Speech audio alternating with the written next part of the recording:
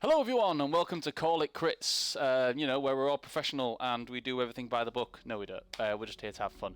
Right guys, I'm going to jump straight into where we last left off and we'll jump in on this gravy train. Where we last left off in the session is you guys had been travelling through the Feywild on a mission to save the Fey de Santra, a sacred tree which sits in the centre of Ralgin's hometown of Ashen Oak.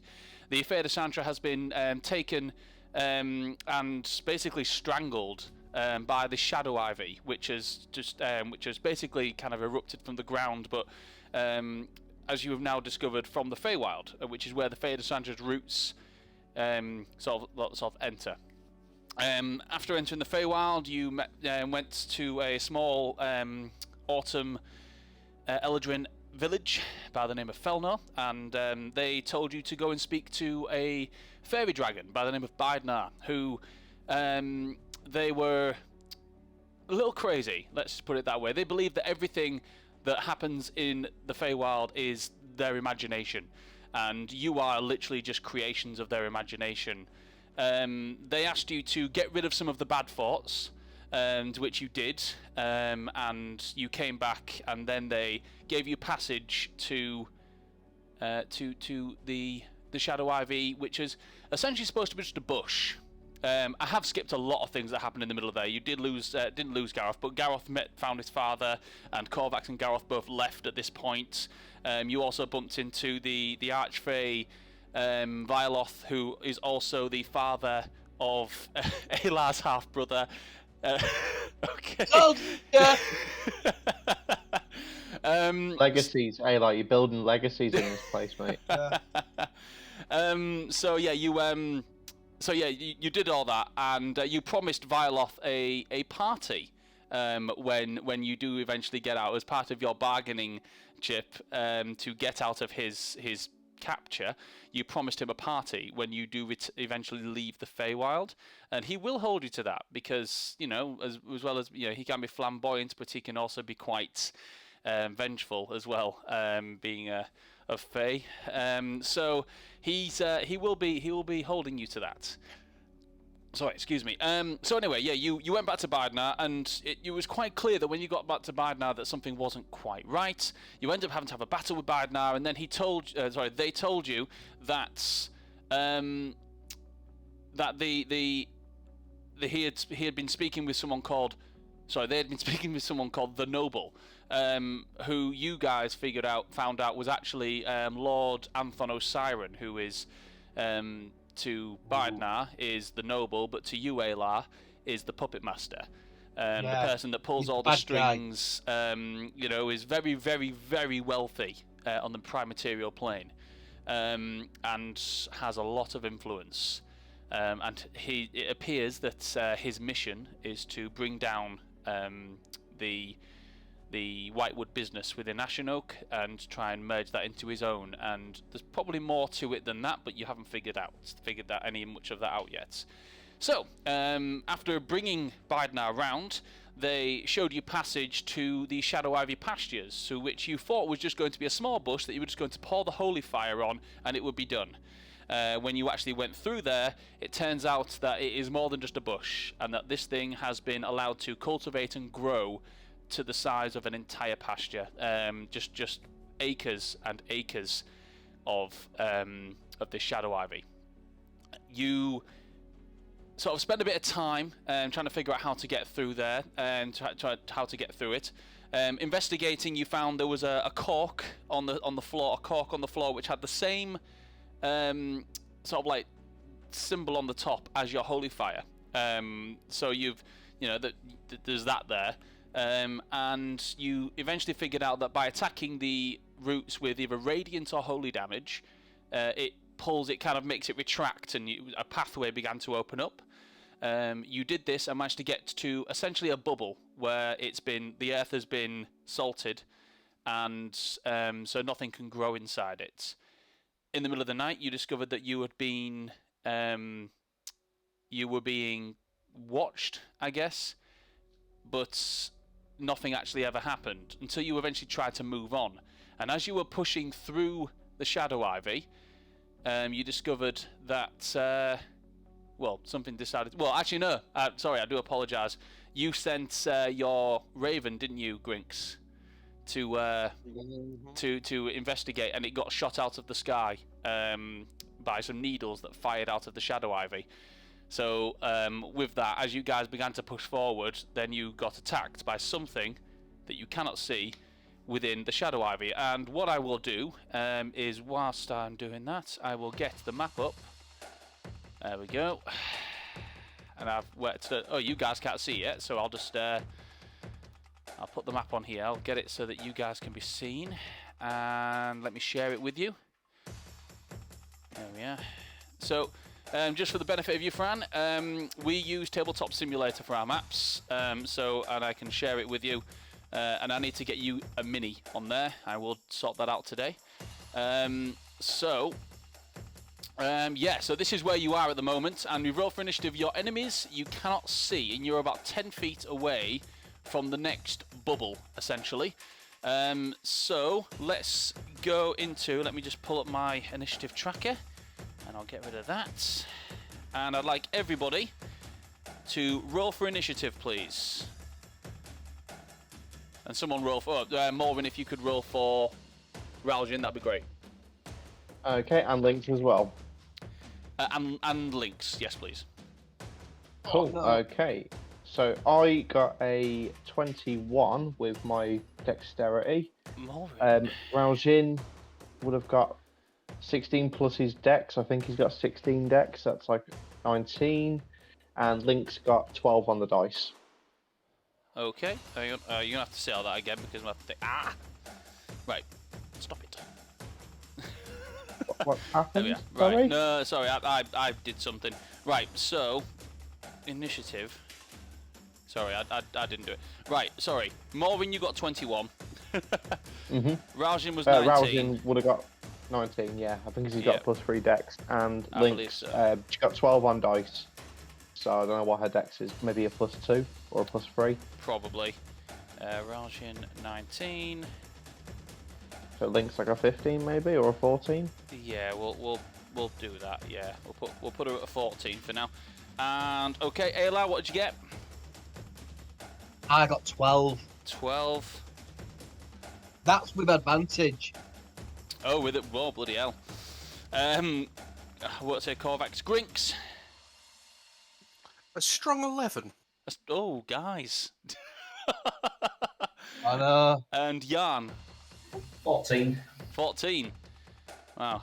You know something's wrong when the wizard did better than the rogue. Right. Okay. All right. That was with plus 4 as well, which is terrible. Oh, dear. Okay, so, with that, Morrin, you are going first. So, you've been... So, the last thing that happened was, I believe it was Yarn, actually. You had been attacked. Some needles shot out of the Shadow Ivy and into you. And you actually, Ayla and Yarn, you actually saw a humanoid figure that appeared to be lurking and moving freely through the Shadow Ivy. Sort of like one's, well, the one that actually fired the one that you saw is, and I'll just put it, I'll just show you on the map, is around this area here. So that's what you can see, Jan and Ayla. But Morrin, you haven't seen this, so what would you like to do? You've just seen Jan be attacked by these needles that are sort of shot out of the Shadow Ivy. What would you like to do? Okay, so does Jan look particularly injured? Jan, I believe you took a third of your health. I believe was what was said. So you know what? I'm going to say that is a fair ground. I will cast Healing Word at 3rd level. Wow. Over at Jan. Cleric's going to heal. I know. Just as a context, Fran, I'm not one of these clerics who uses healing magic on a frequent basis. Are you feeling alright? Yeah. So, yeah. It's having a time making me sympathetic to everybody. Right. Oh, dear. That is 10 points of healing. 10 points of healing. Make me feel better and call it healing damage. 10 points of healing damage. Why don't I have a pen? I'm very prepared today. Oh, do you know what I don't even have? I don't even have me dice. Now, how bad is that? Well, that's fine, Phil. The NPCs do no damage. We're all good for that. I'll go grab myself a pen just a second because I've got some other stuff to do with that. Green pen will do. I'm a teacher. I've got a house full of green pens. Okay. Oh, God, you're one of those. What? You need red pens, Phil. Red pens. I don't actually mark in green. I mark in black and blue, so, yeah. Hey, whilst we're talking shop, I'm writing an exam paper for firefighters. So if you've got any good questions, throw them my way. Is fire I hot will or keep cold? thinking about that. Yeah, good, I'll have it. Anyway, so Morwin, you do that. Is there anything else you're doing? So the brush that is ahead, I'm assuming it is too thick for me to like move into. Yeah, you can't. Yeah, if you move into the shadow ivy, it will detect you and probably attack you.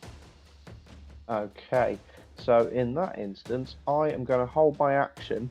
Oh wait, no, I'm not, because I can't cast a spell that isn't a cantrip. In fact, no, I will hold my action for the rest of this turn. If anything goes within 10 feet of myself or Yarn, I will cast Thorn Whip at it. Okay, is that as a bonus action? Thorn Whip is an action. Healing was a bonus action. Oh, fair enough. Fair enough. But okay. yeah, I'll hold my action for then. Okay, that's one. Hang on.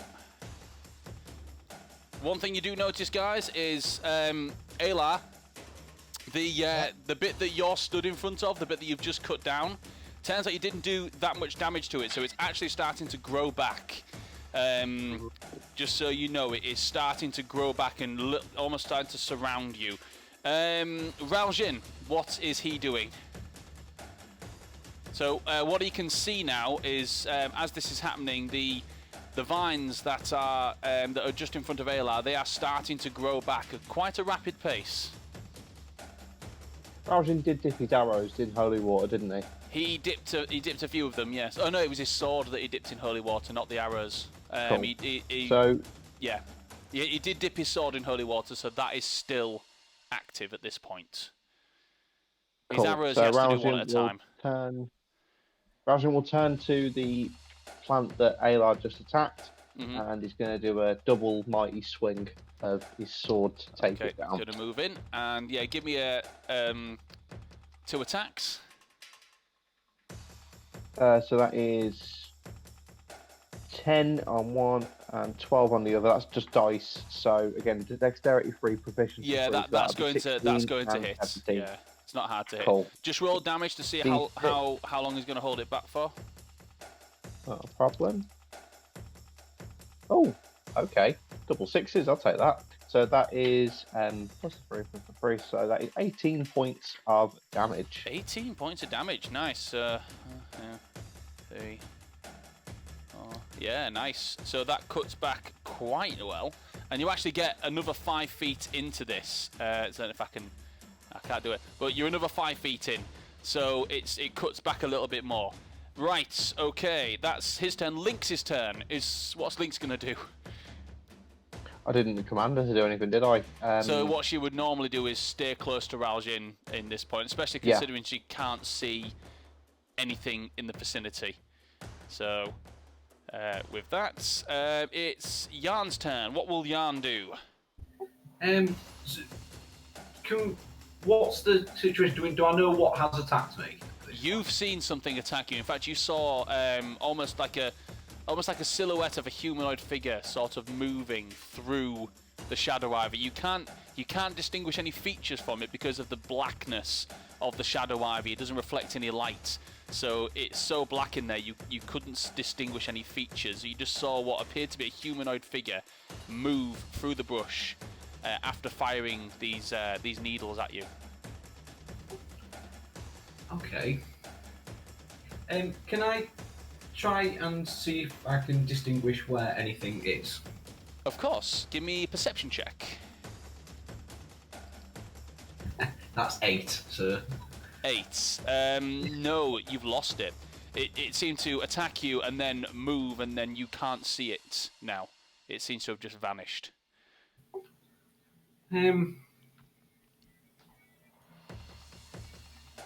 Okay.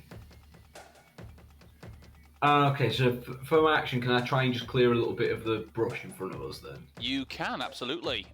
So there's about 5 feet left of it. So if you, with a successful attacker, you could get through to the next bit. So you can move forward to here. Don't worry, you're not actually in the bushes. And I think you've got a dagger, haven't you, with holy water on? I do, yeah. So give me an attack roll. 3. Misses. You go to cut, and the dagger, you don't put enough strength into the attack, and you hit quite a thick vine, and it just kind of wedges in, and it doesn't do it. It does, the vines itself just kind of shrink a little bit at the contact of the holy water, but it's not enough to cut through it, I'm afraid. Okay, that was a productive turn. Sorry, man. Aylar, it's your turn. So these vines were starting to grow around you, but Raljin came in and kind of saved the day. So, what would you like to do? Are you on mute? No. I've just sorted that, yeah. So we're all right with the branches now, are we? Or the branches still a problem? They're still there. You've got about 5. You can see through to the next the next tree and kind of like bubble, salted earth bubble, in front of you. Can I not cut through that to get to the next bit? You can certainly try. Okay. Well, I'll try then. Oh, go for it. Well, I'm glad we've started that. Aylar, the conclusive. Yeah. So, yes. So I rolled 14 and I add 8. Yeah, so that'll that gives hit. me Yeah. 22. That'll definitely. Roll for damage. Just roll for damage to see how long you hold it back for.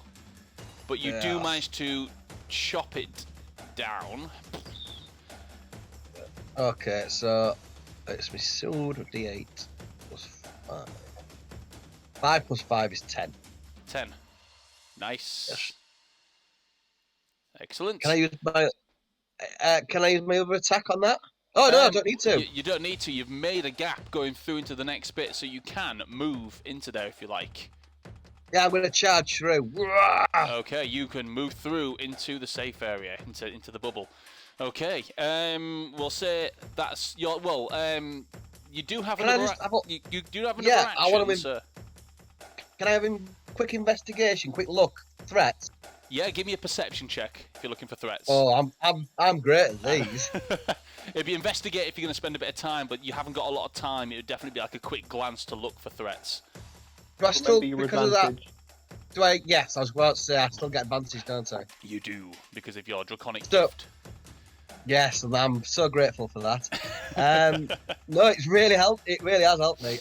So, investigation is +1, and I rolled 16, so that's 17. 17. Okay, Yes. so you do see some movements.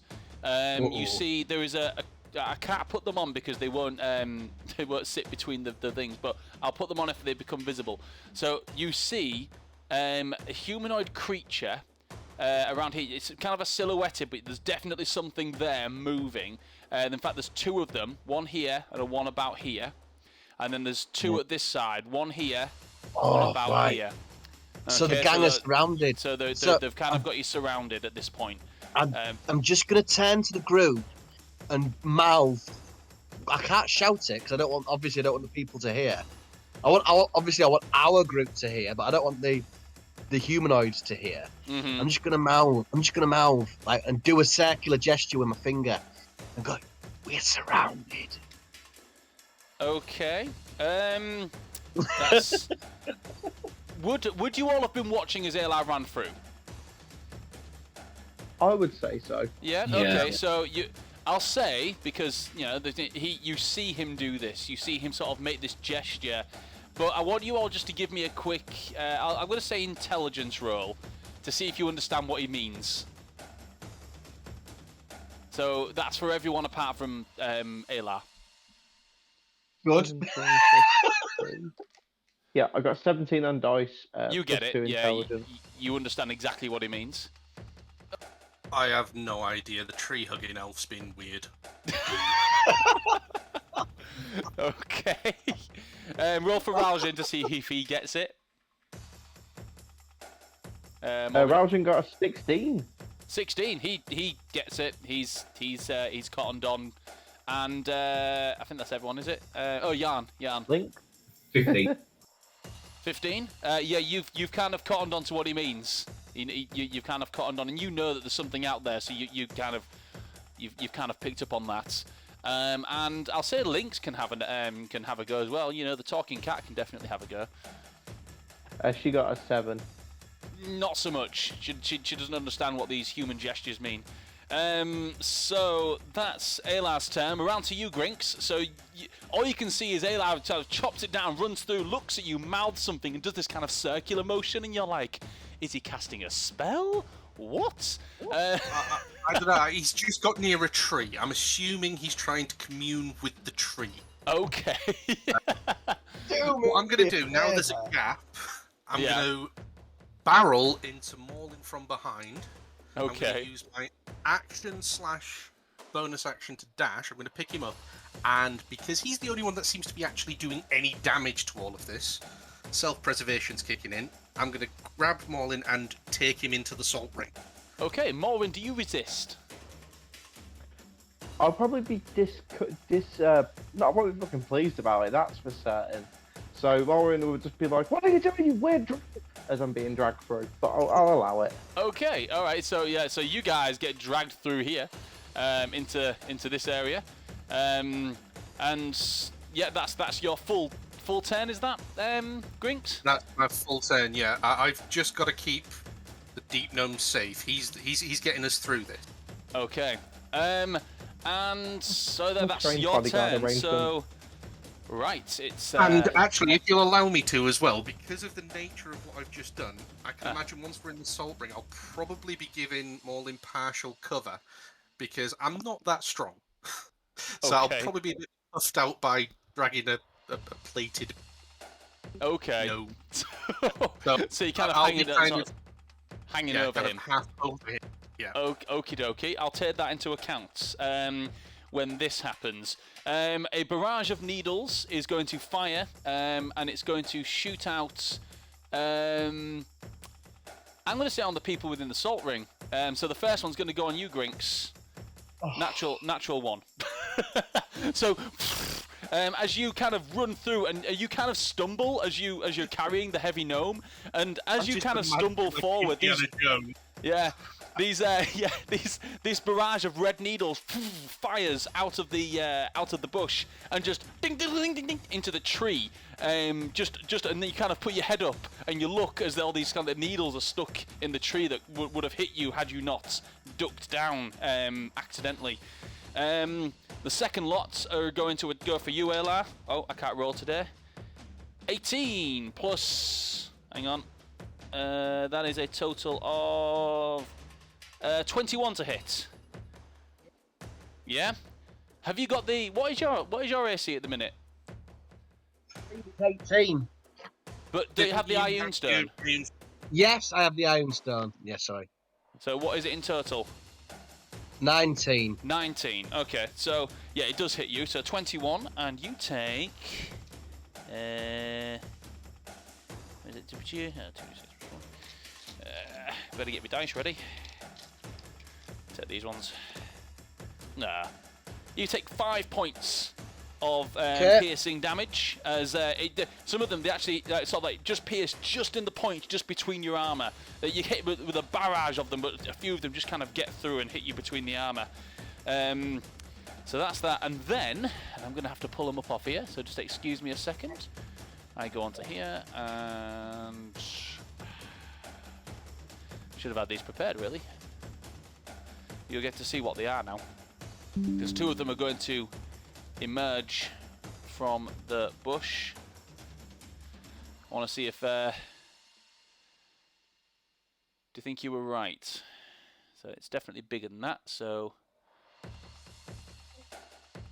I'm going to scale it up. Get lost. There we go.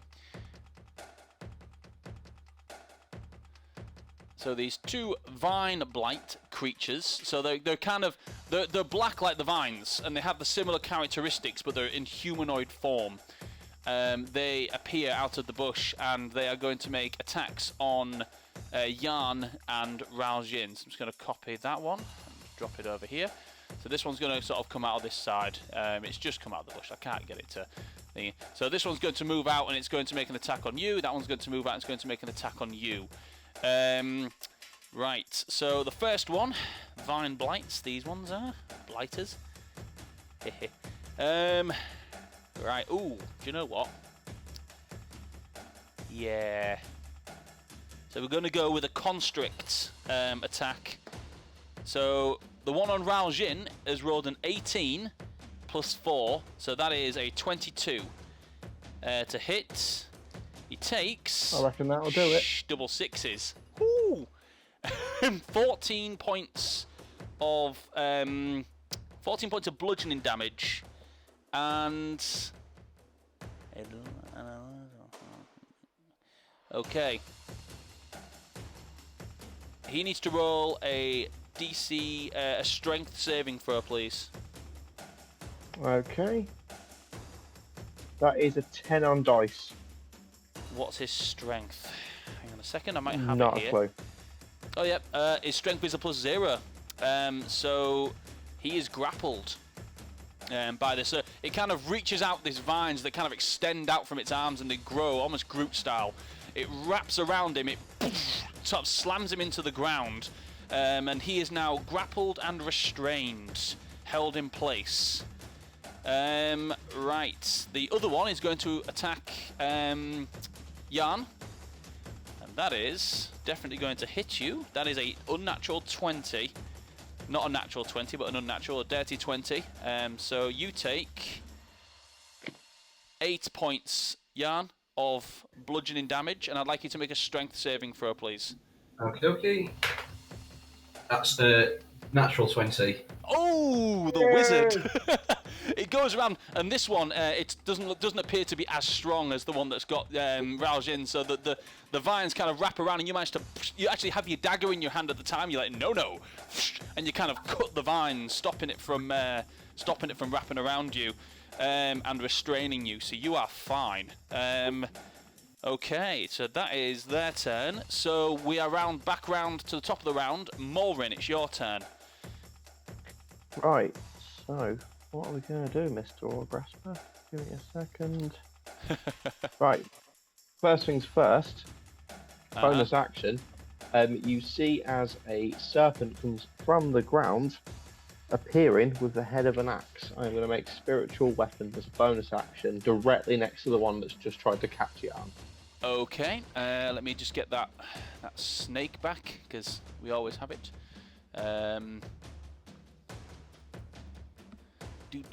Was it the fire snake we always used, or was it? It was, wasn't it? I think so. Yeah. So yeah, we have it next Gives to it the whole spectral period, doesn't it? about there. Yeah. Yeah, As long as it's directly next to the blight. it is. And I'll just make it a little bit It's bigger. going to do. Oh no, that's rotating it. Make it a bit bigger. There we are. And we'll make it look a bit more spectral by making it see-through. There we are. That's a bit better. And I'm going to make it your colour, because then it doesn't get confused with anything. Fantastic. There I'm we are. just bringing up the damage because I don't use it as often as I used to on my head's gone blank. I believe it's 2d8 or 1d8, but I don't want to. So give me a sec. It's alright. Spiritual weapon, is it? Got it here. That is fine. 1d8 plus spellcasting modifier. I'm gonna Okay. move it again. Right, cool. So it does with my damage modifier, so that's +6 to the attack roll. That is a 12 on dice, so that is 18 to hit. 18 to hit. Will hit. Yeah, roll for damage. What we like to hear. Right. D8. So that is 4 plus 3, 7 points of force damage. 7 points of force damage. Is this the one on Yarn or the one on Raljin? The one on Jan. The one on Yarn. Okay, so how much again was that? 7 points of force damage as my 7 bonus points action. of force damage. Okie dokie. And then I'm going to take a stab in the dark here. As an action, I will point towards them, and they will see a ghostly snake head appears from Orin's hand and fires like a dart as I cast Toll the Dead, and it rings like a bell as it goes towards them. They will need to make DC 15 Wisdom saving throw. Okay. It's going to succeed. 17 on dice. Oh, good God. Sorry, man. So is that no damage? It is no damage, unfortunately. Sorry, I do apologise. I hate it when they succeed. But It's never once hit in this campaign. Never once hit. It has hit before, just, not a lot. You remember the times it misses more than the times that it hits. So you cast Toll the Dead and you hear that gong, and the creature just doesn't, it kind of covers its ears, what would be ears. It doesn't actually have ears. It's more like a plant, but it kind of covers its side of its head and it doesn't have any effect. So that's your turn. Raljin's turn. He is currently restrained, so he will need to try and break free if he's going to do anything. He will. So he needs to make a strength saving throw, please. Before we do that, as a bonus action, he will say to Lynx, attack the thing that's grabbing me. As his bonus action to command Lynx, and action strength check. That is a 13. 13? Yeah. Just succeeds. As he manages to kind of rips the entangling vines from around him, and the creature kind of stumbles back slightly and readies its next attack. He can now have... in fact, that's his action to do that. He's got one more attack that he can use. So yeah, he'll make an attack with his short sword then. Okay, make an attack with his short sword.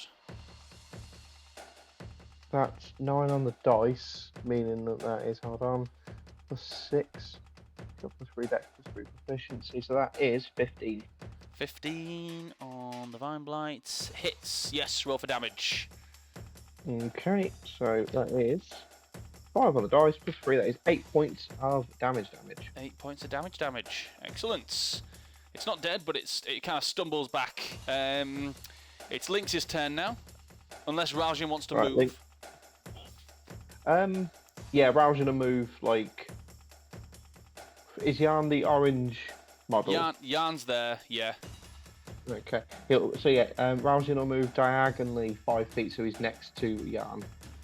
Okay, that will provoke an attack of opportunity off the blight.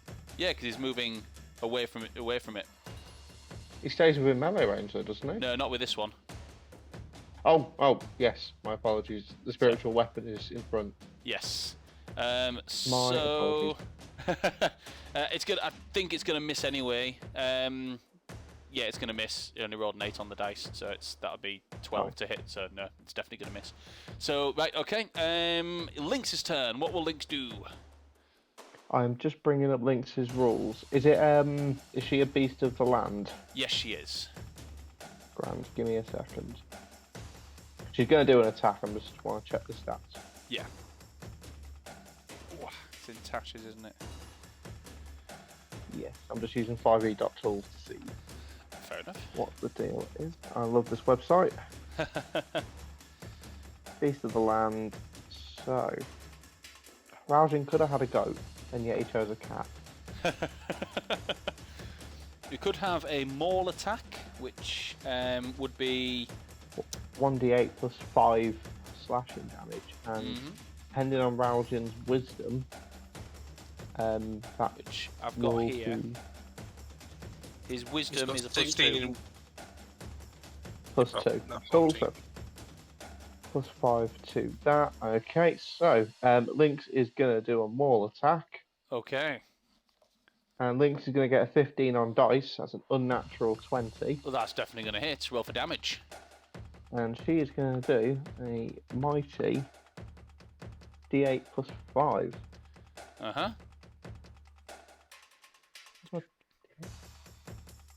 That's what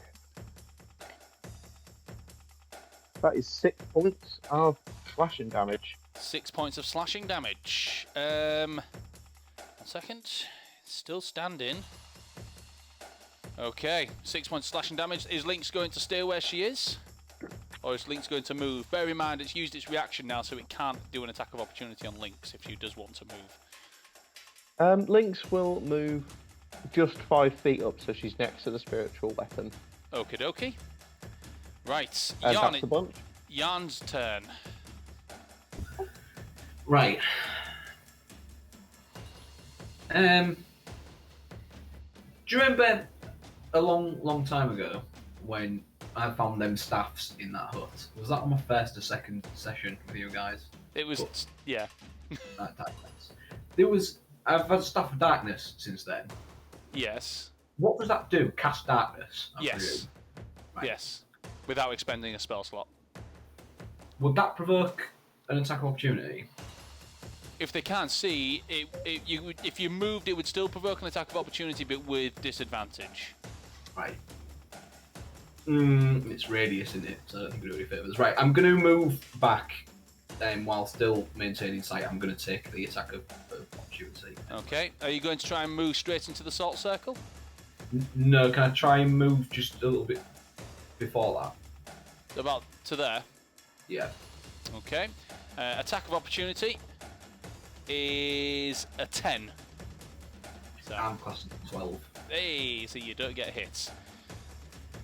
Okay. So you're there? So for my action, the one that attacked me, I will mumble some things and make some clockwise motions with my hand, and I want to cast Phantasmal Killer on it. Phantasmal Killer? Yeah. Right. Oof. Okay. So you tap into the creature's nightmares. Tiger must make a wisdom saving throw. On a fail, the tiger becomes frightened for the duration and will take... Oh, must succeed on a wisdom save... Sorry, hang on. Duration. At the start of each of its turn, must make a DC... A wisdom saving throw, or take 4d10 psychic damage. Jeez. Okay, so... Hello. What's the DC to... What's the thingy? So it rolled... You can tell me. I'll say 16. 14, 15... It failed. Rolled a 15. So it becomes frightened of you now.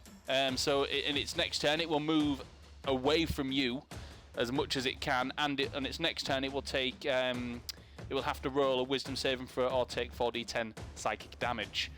Excellent, nice. Are you doing anything else? No, I like 5th edition now. Right, Aylar, it's your turn. Yeah, okay. I heard there's a tiger about. Sorry? Is this the most... I hear you said there's a tiger about. No, there's no tiger. I swear you said tiger. No, Phantasmal Killer, I think is what we said. So there's no... What's the threat then? Someone said tiger. No, I don't know who said tiger. I think you're imagining things. So there's 2 vine blights. There's 2 vine blights over here that are currently attacking your friends in this particular bit over here. And there are, what you know of, because you've seen them, 2 more in the bush either side, about here and here, that you can see. You've spotted them, and they're the ones that are attacking you at range from out of the bush. Right. Okay. I'm gonna have to save my friend. I'm gonna have to charge in, and if my movement will allow, just charge in and slice it to bits like salami sausage. So, which one are you going for? Are you going for the vine blights here, or are you going for one of the other ones that are in the bush? I can't see the ones in the bush. You can. You've spotted those ones. I'm going for the ones that are surrounding our figure in white. Okay. Well, that figure in white there is a weapon. That is more in spiritual weapon. Oh, okay. Oh, in that case, if they're not in imminent danger, all right then.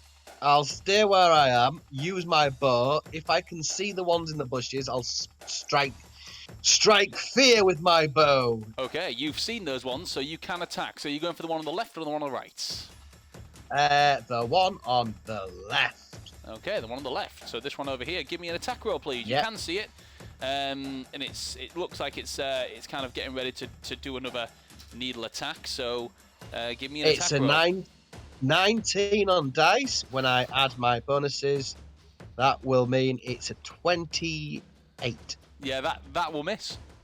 Yeah. no, that definitely hits. Roll for damage, please. 1d8 plus 4. It's a 7 plus 4 is 11. 11. You draw back your weapon and fire it. Go through the bushes. You see it make purchase on this creature, which then it kind of hits it in the forehead. It then just hits the ground. It's dead. Oh, good. There's no movement. There's no movement in that area at all now. Oh, brilliant! I'm going to target on the other one to the right. So you turn around and make an attack. It's a 12, so I had 8. That's 20. Yeah, that'll hit. Yeah, roll for damage. Oh no, it's a 9 I had, so 21. Roll for damage. Yes. It's a 4, so let's just double check.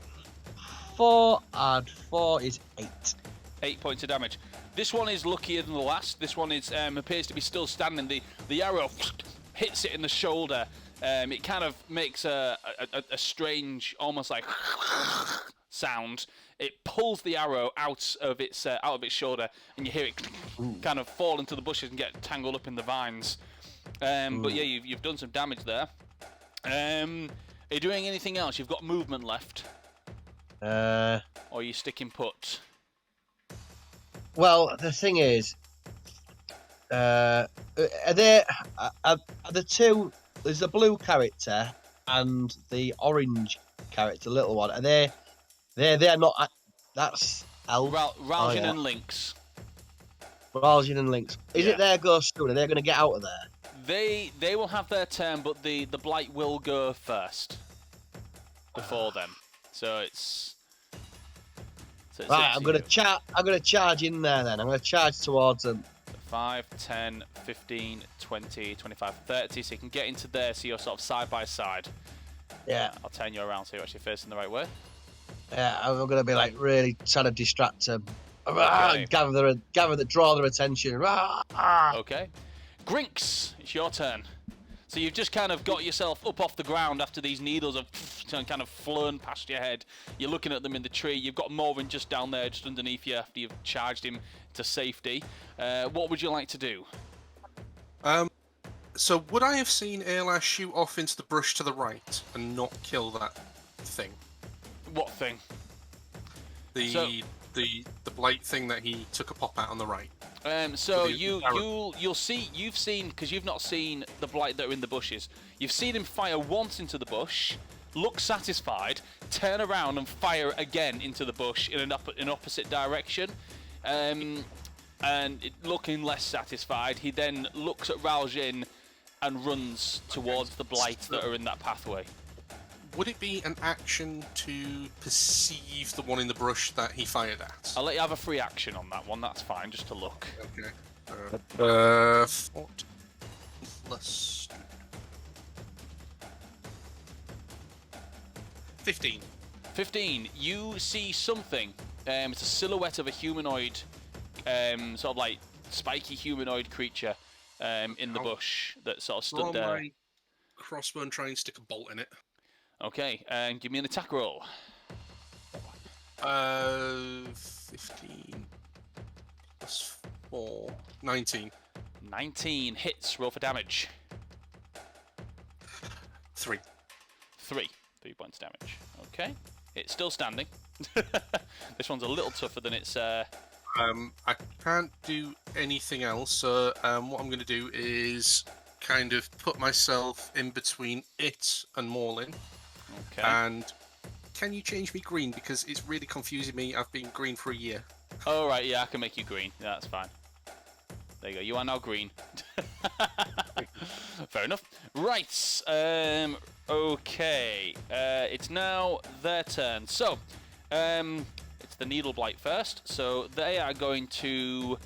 Let me see. You were the last one to attack it, Grinks. So it's going to attack you first. So that is an unnatural 20. A barrage of needles. Okay, so my armor class is 17. I'm going to use shield. Okay, and what that gives me an extra 5 to AC, so that would be 22. Okay, so as these needles fly towards you, you cast shield, which sort of brings up they hit an invisible force field in front of you, and just kind of bounce off in all sorts of different directions. Jan, you're just as you're turned around, a few of them kind of fly past you, and a few near misses as they ricochet off Grinks's shield that he's just brought up. Awesome. So that lasts until the start of my next turn. Okay, so that's going to be its turn. The next one is one of these over here. Turn around here. So we'll go with this one first. It's going to make an attack on Lynx because he's so she's trying to get away. So miss. That is a 3 plus 2, so that's 5. That's going to miss. And you're going to dice jail because that's your third lower roll of the day. Let's get another dice. There we go, nice and pink. The next one is going to make an attack on you, Aylar, because you've just kind of got in the way and kind of charged in. It sees you and it's going to attack you. That's what I was trying to do. That is a 22 to hit. This dice is much better. Look. So the person who's hard to hit keeps getting blooming hit. you take 12 points of bludgeoning damage as it wraps itself around you and kind of crushes you. And I would like you to make a strength saving throw, please. Okay, so let me just check my character sheet because I can't remember saving throws. So strength. I think you've I got get a plus 6. Plus 6 on my strength. So what do I have to roll? You just I rolled roll an 11 plus 6 is 17. That's a success. I rolled 17. That's a success. So yeah, you tries to grab and tries to keep hold of it, but you manage to kind of your Maloran armor, the armor of Malora, the sharp leaves that kind of judge out of it. They tear into the vines that try to grasp you and tear off and rip it apart. It kind of winces backwards and looks as if it's going to attack you again, but it has to wait its turn. Right, that's their turn. We're back round to Molrin. So you're over there, Molrin. What would you like to do? Right, okay. Sorry, Aylar. Bonus action, spiritual weapon will attack the one that is like in between. Well, it's surrounded in an L shape. Yes, that one. Yeah. Yep. Give me an attack roll. Right, so it's going to get spiritual weaponed in the head. What are you apologising for? I don't want to steal kills. Oh no, I'm not fussy about that. I just want to go. I just want to. Oh, it's not going to be all kill him. I don't care. Oh, now Garroth's gone. You're not bothered about the kill. That is a 16. 16 will hit. Roll for damage. It's a D8 plus my wisdom modifier. Actually, there is one thing I forgot to do. Phantasmal Killer. So this might make this null and void, but we'll just see what happens. Are you okay with this, Molrin?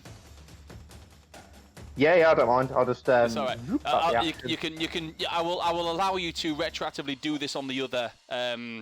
On the one that didn't have Phantasmal Killer. So you've still hit, but it's on the other one. So Jan, it rolled a 4. Can you roll me 4d10, please? Yeah. 1 second. I was really not expecting to have the luck for that spell to actually do anything, so I didn't even want to get the dice out. So. You've just got to remind me of these things. I've got to make notes that they happened. Such a pessimist. Please don't tell me that's what it's like to play wizard. What, me forgetting that you've done effects and then... No, it's just shit doesn't work. That's my life story. Playing a bloody spellcaster. That's so, 28. 28 points of damage. Okay. The creature it makes an attack on Alar in a bid to try and sort of like break its escape. As this Alar looks like a shadowy creature coming towards it. It looks fearful in this whole situation. It makes its quick attack. It gets broken free. It kind of judges backwards, looks over at you, and you can. It doesn't really have facial features. It just has tangled like vines that kind of judge around it. But you can almost see kind of a deathly fear in this creature's eyes as it looks upon you. It kind of stutches backwards, kind of looks around to the surroundings, and it starts to hold its head, moving around, and its own hands begin to claw into its own skull until it eventually rips its own head apart and falls to the floor and dies, just as it rips itself apart through fear, wanting to get the vision of this whatever it can see you as out of its own eyes, out of its own vision. Yeah, that one's now dead. It took just under a year to get an offensive spell to work. Nice one. That's a good I'm one. proud of you, Andy. You held that rooftop like a boss before. Oh yeah. So you can. So now, sorry, Morwen, you can now transfer the attack that you just did, which would have still been successful, and do the damage from the spiritual weapon on the other one. That's that. Not a problem. So that is 4 + 3, 7 points of piercing damage. Sorry, bludgeoning damage. 7 points of bludgeoning damage? No, it's not bludgeoning, it's force damage. Force damage. But I thought, I thought in this, we'll always have it as force damage, but I always picture it as like piercing damage with the fangs. Yeah, so is it 7 points, you say? Okay, that one's still standing, but it's but yeah, you've done some damage. So I will then move across 5 feet. How tall is Grinks, Jay? Just shy of 6 foot. Cool. So he's definitely tall enough for me to stand between his legs. Yeah. So as a result, I'll walk up, stand underneath Grinks' legs, I'll take aim, and I'll fire with Toll the Dead. Once again, DC 15 Wisdom saving throw for that blight. Okay, so you go in there, and on this one, Toll the Dead, Wisdom saving throw. That is going to fail. It's a 4, so it failed. So personal victory for me. Roll for damage. I don't care what happens with the rest of this campaign now, guys. I'm out after this session. I'm done. I've successfully... You've succeeded. We get to roll 2d10 necrotic damage. Oh. Sorry, Jay, just that remind is me, a 9 on 1. Sorry, Jay, did you kill the one that was in the bush? Or, no, I can't remember. You said it was still alive. Yeah, it was still alive. Yeah, sorry, yeah. I apologise, yeah. I did pathetic 3 damage to it. Yes, yeah, you did. So it's 9 on one dice, 7 on the other, 16 necrotic damage. 16 necrotic damage. Hey, Raljin, welcome to the party. You've just about to... This battle's pretty much almost over. But yeah, 16 points of damage as this blight, yeah, you've killed that one. You kind of do the Toll the Dead, and this time as it goes to raise its ears, it's too late. The Toll has already entered its mind. Necrotic damage, did you say? So you notice that the vines from the floor begin to turn black and begin to crumble as the rest of its body begins to seize up and freeze. And then eventually what would be its sort of like skeletal form begins to crumble in on itself, and the leaves just kind of collapse in like almost concave down to the ground, and it dies right there and then. Right, there's one of them left, and it's actually good timing for you, Raljin, because it's your turn. So cool. welcome to the game. So how much damage did he take? Raljin, yeah. Morven, did you make a record of how much damage Raljin took?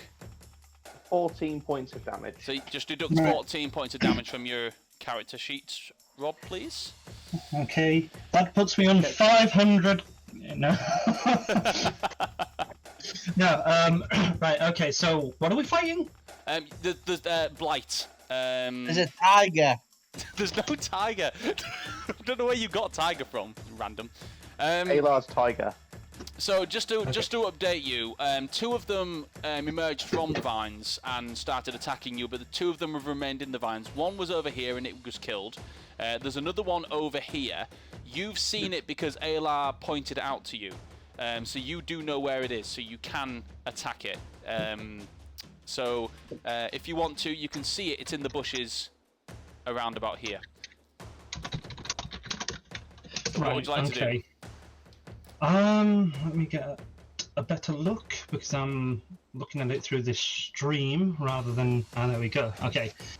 So you can't actually see the model, but it's there. So this white thing here next to me is that alive or dead, or is that ours white or thing, what? That's more in spiritual weapon.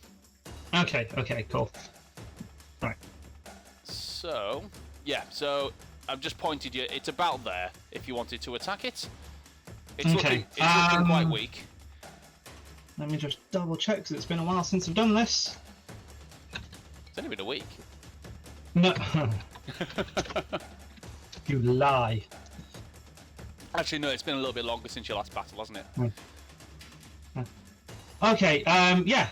We will go with Sacred Flame. Make a dexterity saving throw.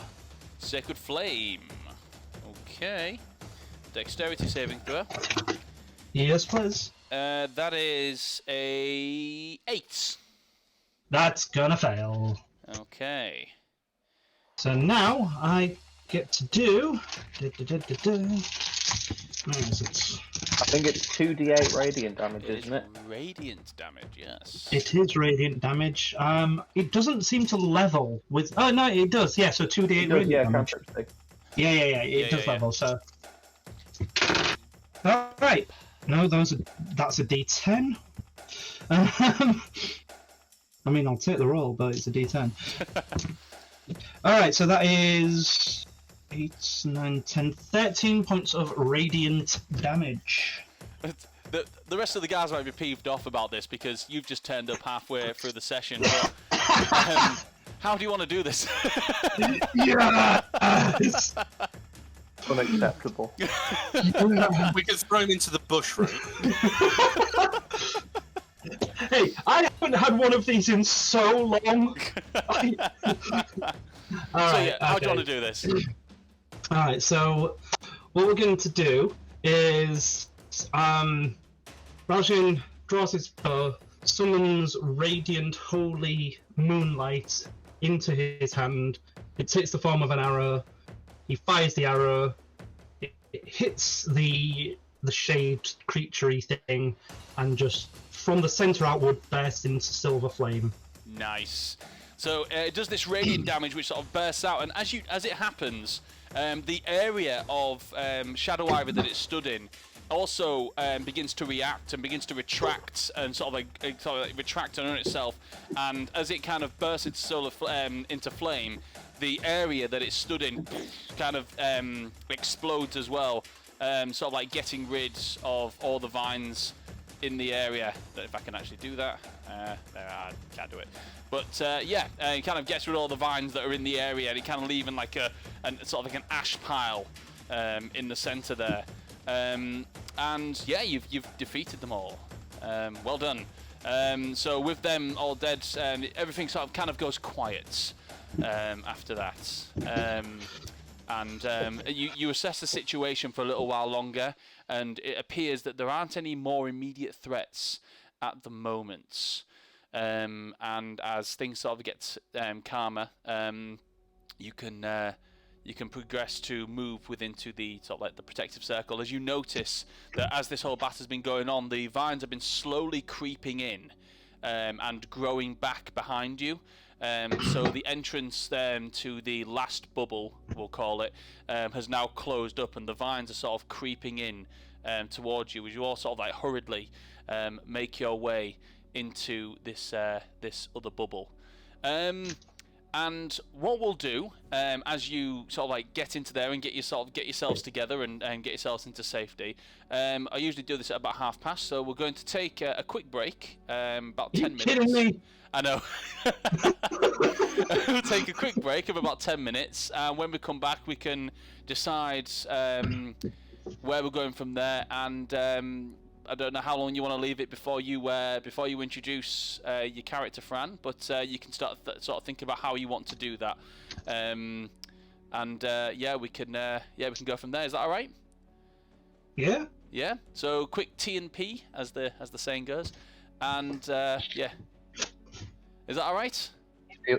Feel a bit. Right. I'm just gonna say, it's interesting.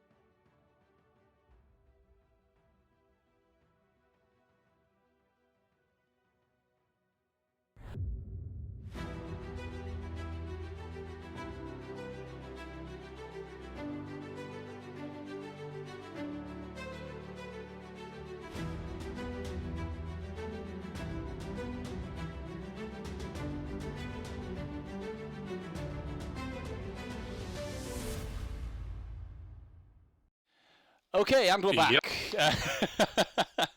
Right, okay. To jump back in, you guys have just finished fighting some blights, sort of like creatures which emerged from the shadow ivy, appearing to not be taking displeasure to you moving through the shadow ivy, and attacking you as you did so. You managed to finish them off and get into one of the salted circles, which is essentially a protective bubble within this area where the vines do not grow. As you do, you'll all be obviously keeping an eye out for any dangers that might be around. So what I'd like everyone to do is roll a perception, please. And can everyone do so with disadvantage, please? And Fran, if you could do me a favour and roll stealth, please. Yeah. Could somebody roll my perception? I've just got my hands full at the moment. Yeah. It'll be 17. So yeah, 17 plus lot. So hang on. What? I'll go through all your thing in a minute. Let's just roll for more, and then I'll get your. So with disadvantage, it was 17 on dice. Plus 6. 6, so 23. Okay. 24. Ooh. Okay. Wait, I didn't. Hang on.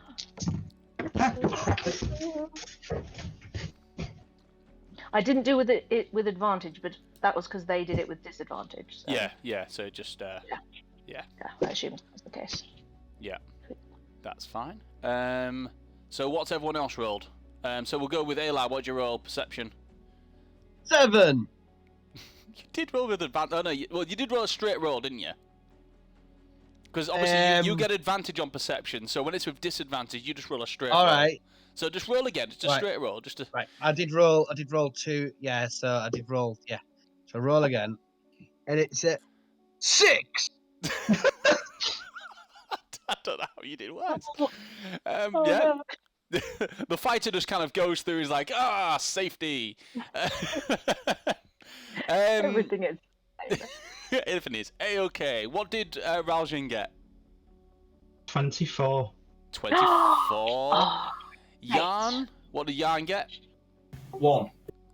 Yarn, you are blissfully unaware of everything. I've got more important to think about then. Yeah, in fact, one of those needles pierced your coat and you've got a little hole in your clothes. It was very expensive. Yeah. And what did Morvin roll? 17 plus 6, so 23, I think you said. Oh, right, okay. And what about Grinks? 11. I'm shining Morwin's shoulder pauldrons because he needs to keep nice and shiny to keep us all safe. I like how Grinks is just looking after his own interests by protecting the gnome. I like it. So as you are sort of like emerging, just sort of looking around for any dangers, Raljin, you see movements coming from the area where you did the radiant blast, and you see movement coming from out of the bushes and sort of like into the salt circle, trying to stay quite close. I'm imagining is that correct, Fran?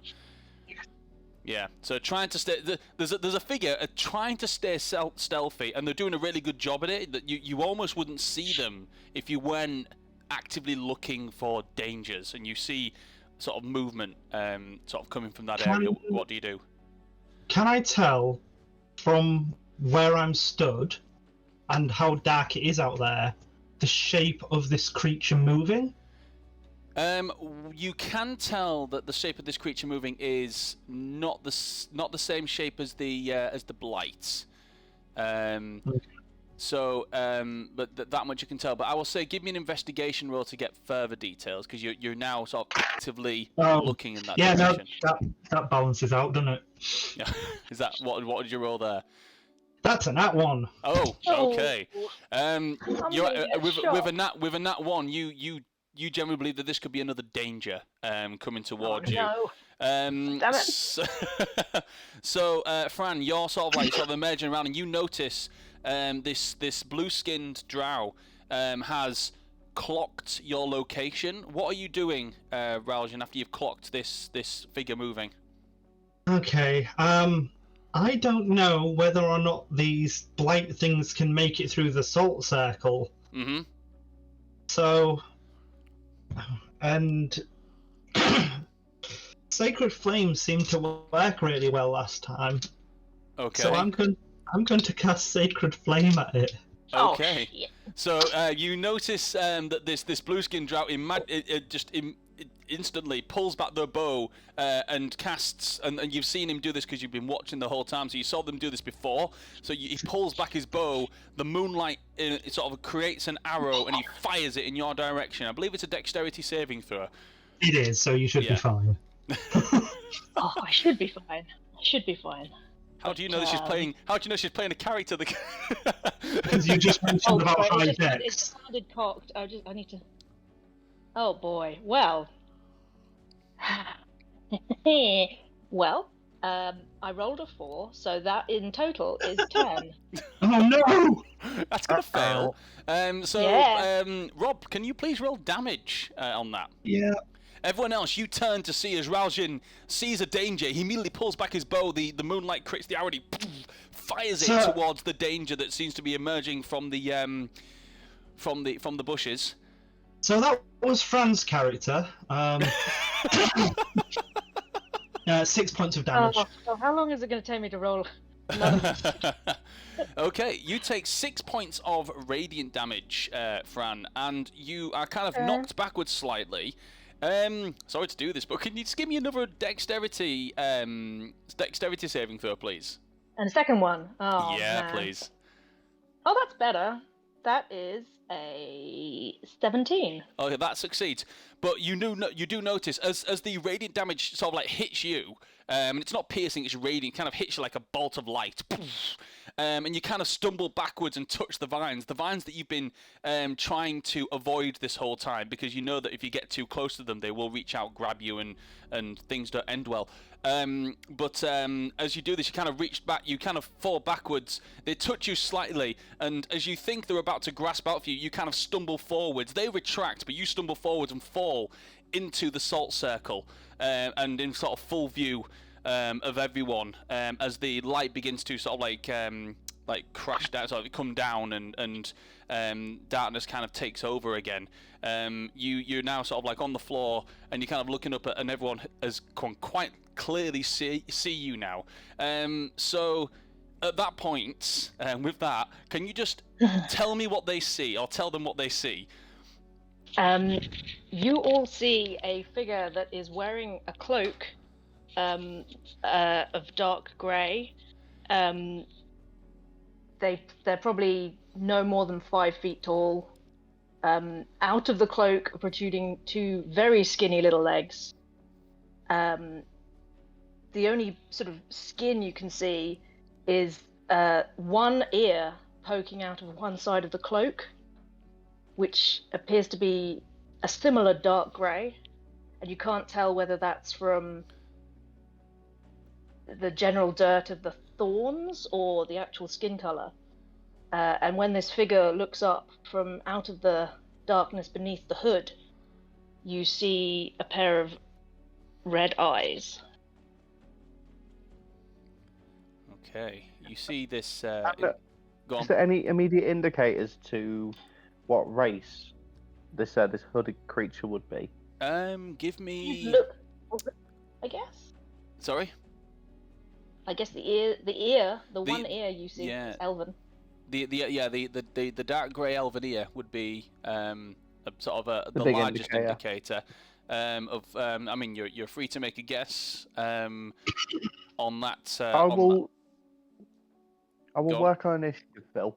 Because I'm just going to go back on mute in a second to carry on eating. That's fine. And I will say in Elven, I will say, are you okay? Are you well? Like, this is not a pleasant place to be.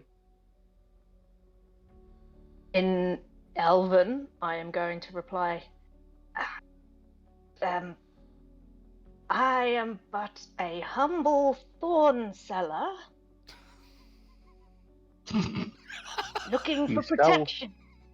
You sell thorns? Yes. In a forest. Yes, it's a rather oversaturated market. Can we have a It bullshit is in check, abundance. please? Yeah, roll me deception on this one. Okay. And I'm You gonna sell say thorns because in of what the a- characters know about the current area, I'm gonna say roll with disadvantage. Oh no, that's roll. You sell thorns that's in a terrible. forest. Oh, boy. That was good though. Okay. Well, 10. 10. I mean, anyone's passive insight, which would be their wisdom plus their proficiency. Wisdom plus 2 plus their proficiency. Wisdom plus 8 plus the proficiency. I do apologise if they are proficient in insight. If it is above 10, your bullshit detector's going off quite rapidly. Oh yeah. Mine's well off the chart at the moment. What is it, Phil? Insight plus what? So Sorry. your insight. So it's wisdom or Yeah. insight. In that case, Yeah. if you have a pip in it, plus your plus 8 plus your proficiency if you are proficient in insight. But if you're not proficient in insight, then it's just just your plus 8 plus your wisdom. Oh no, it all sounds fine to me.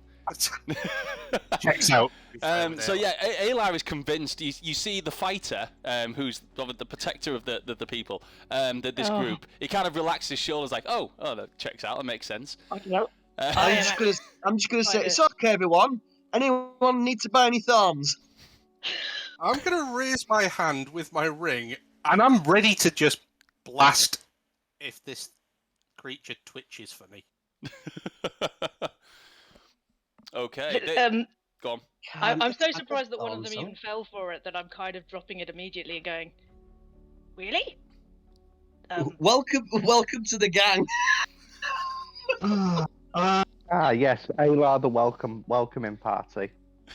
I mean, honestly, I thought you were going to mistake me for a twig blight, but I can see now that my fears were well-founded. Look, everyone, it's a thorn seller. We're running low on thorns. I'm gonna look at Alar. What I do...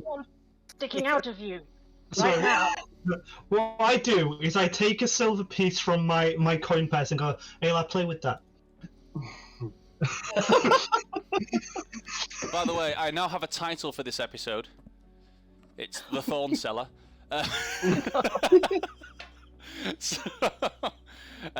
Do you sell magic thorns? Sure. Sure, yes. Oh dear. Sorry, who are you really? Really? She's a thorn seller. I'm not a she. It's a thorn seller. Thank you. That's better. Yeah. Really, that's better. They would have been the safe option there, Alar. They would have been the safe option. In all 7 of the languages I speak, the pronouns are the same across the board. Oh wait, hang on. Forgive I'm me, sorry. my friend in the great armor of Melora is a wonderful warrior. However, what he knows in cutting apart enemies, he does not know in cutting apart dialogue with people who are not attacking. No offense taken. Common's not my first language, so I just assumed it and they were the same. Neither is it his. Neither is it his. I'm gonna ask in Undercommon, what exactly is your first language? Well, my first language is Elven, or this, which is, I guess. Oh well, I guess this is Common. I don't speak Overcommon. That's the one I don't speak. Yes. We're not related, are we? I don't know. What was that? Sorry, Rob. I said that it's just knocking them all out of the park with this one. Well, I the guess thing is, where are you from? that's a long story. We've been everywhere, and I don't really have a home. I'm an outcast from both human homes and elven homes. Oh, well, what a shame. You're not from Damask, are you? No, I don't believe I am. Oh, good. Huh. And what about you, Blue Bloods? Where are you from? Sorry, who are you? You didn't actually say. No, I didn't. Sorry, who are you again? Well, my name's Raljin. Yeah. And this is Lynx. Say hello, Lynx. Hello. Yes. By the way, the cat cat just talked to you. What? What?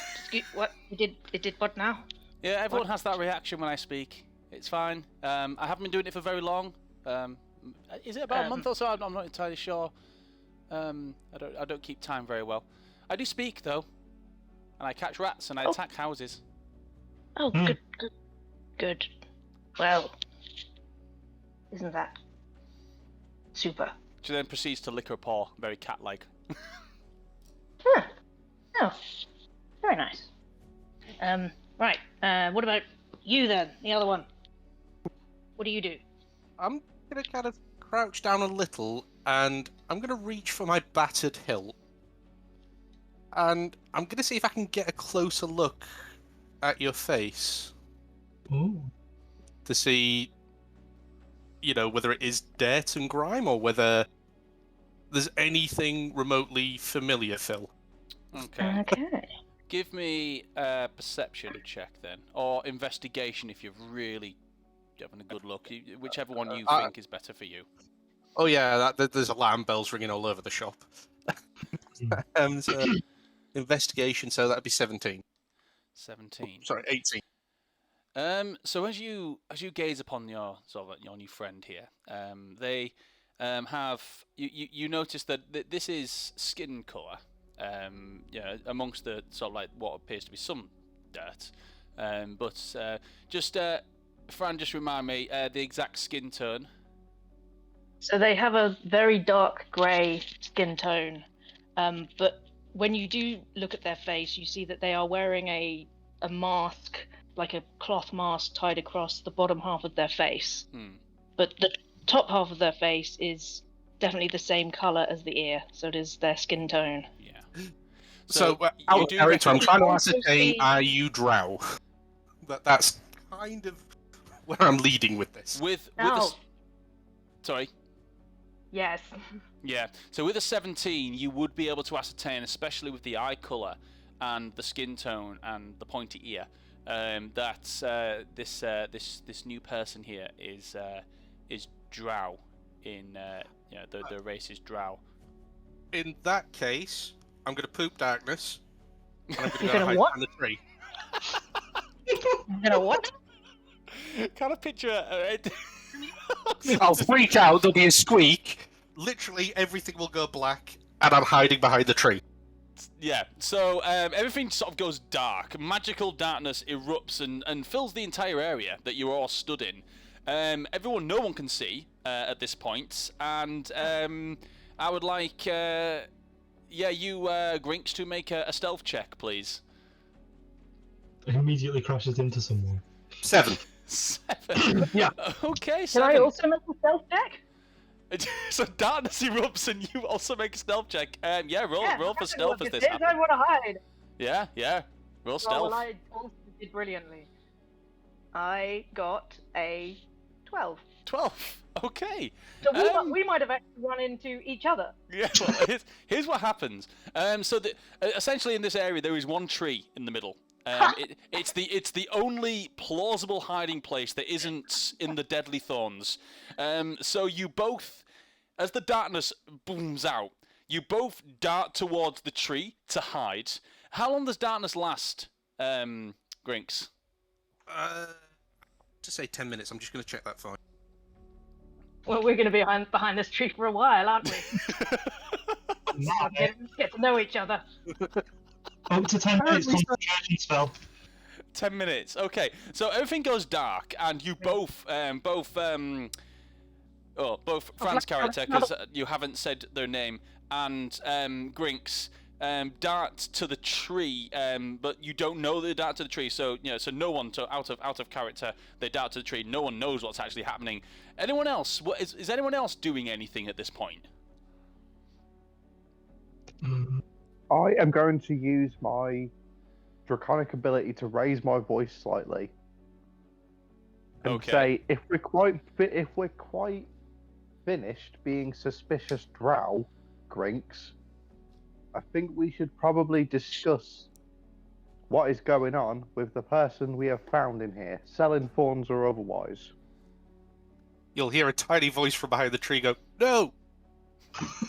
Oh, bloody hell, he's next. Yeah, Fran, you hear a voice right next to you, just say, no!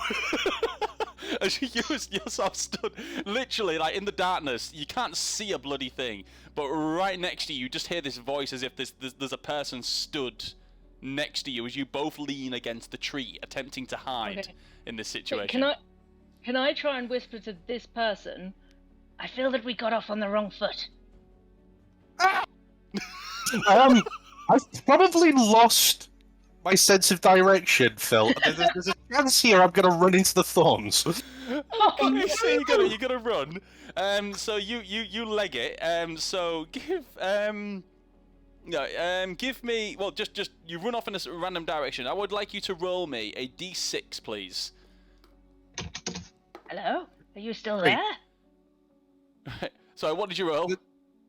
3. There's no stealth attempt made here. It's just blind panic and running. Yeah. So, luckily, that was quite far away from what I rolled. So I was doing it on almost like a scale basis. So you go to run, and you crash into Raljin, and you both sort of fall onto the floor. Raljin, you feel something power drive into you as they're trying to run through the darkness, and they drive into you, and you kind of both fall to the floor. Right, okay, let's see. I feel that there's been some sort of misunderstanding. Okay, Grinks, could you maybe do something about the darkness? There's plenty of us. If they turn out to be trouble, I'm fairly sure we can take them. I'm going to be climbing over Raljin and under him, using him as a human shield. Ow! And I'll whisper it easy. Are you sure? Yes, you certainly sound fearsome. I'll drop darkness then, but I'm literally holding Raljin over me as a human shield. By the way, Fran, what this looks like to you is a drow, because, you know, you being of the same heritage can tell ages better than non-elven kind. Oh, yeah. So what you see is a drow in his hundreds cowering behind a 20-year-old. Pretty much. Well, so as the darkness drops, you notice that Grinks, who everyone else sees sort of the change of position. So you now see that Fran's character is sort of stood behind the tree, partially hidden, but is kind of like looking over towards Grinks, who is on the floor. Raljin's kind of on one knee trying to get back up, with Grinks behind Raljin, in between Raljin and Fran's character, and the darkness drops, and this is the vision that everyone sort of comes back to as the blackness fades. Fascinating. I will be clinging on to Raljin for dear life at this point. Sorry, who exactly are you? Oh! Yes. Hello. My name is Valfinic. Shade Silk. Hello. Yes, it's been a few weeks since I've spoken to anybody. So it's a bit yes, a bit out of sorts. But yes, I mean you no harm. Yes, that's what they say usually, isn't it? Yes. Okay. Well... Is this the second... Sorry, Raljin, is this the second drow we have found in the Feywild? Yeah, Locked in a demiplane? So. I think so. Wait, I'll be honest. There are more? The Yeah, one who is currently hiding behind our friend there was found in a sarcophagus, if memory serves me. It feels like it's been 1,000 years since we first walked in here. And yeah, it's only been a few hours. Recently? Say that again, Sal. Recently? Yes, we've We've been in here, and my colleague who's currently trying to climb the tree to get away from you, he only joined us maybe a few nights ago. What are you doing in here? Where are you No, from? go on, you first. Are you from Morna Alari? I am from the Knockabacka Mountains, as all deep gnomes before me. Not you, the one that's hiding. Oh, the one that's hiding. Apologies. Oh, my apologies. I'm not disinterested in where you're from. Okay. I'm gonna say I'm from Reeth, little town outside of an area. That was the last place I was. Do I know of this place? It depends. How often do you think Sal would have left the Underdark? Never? Then no, you've never heard of this place. Well, it's not important then, is it? Unless it's Damask. Bloody Damask. Just dropped you a message. Okay. Ooh, a message. A message. Who a message? Where? You.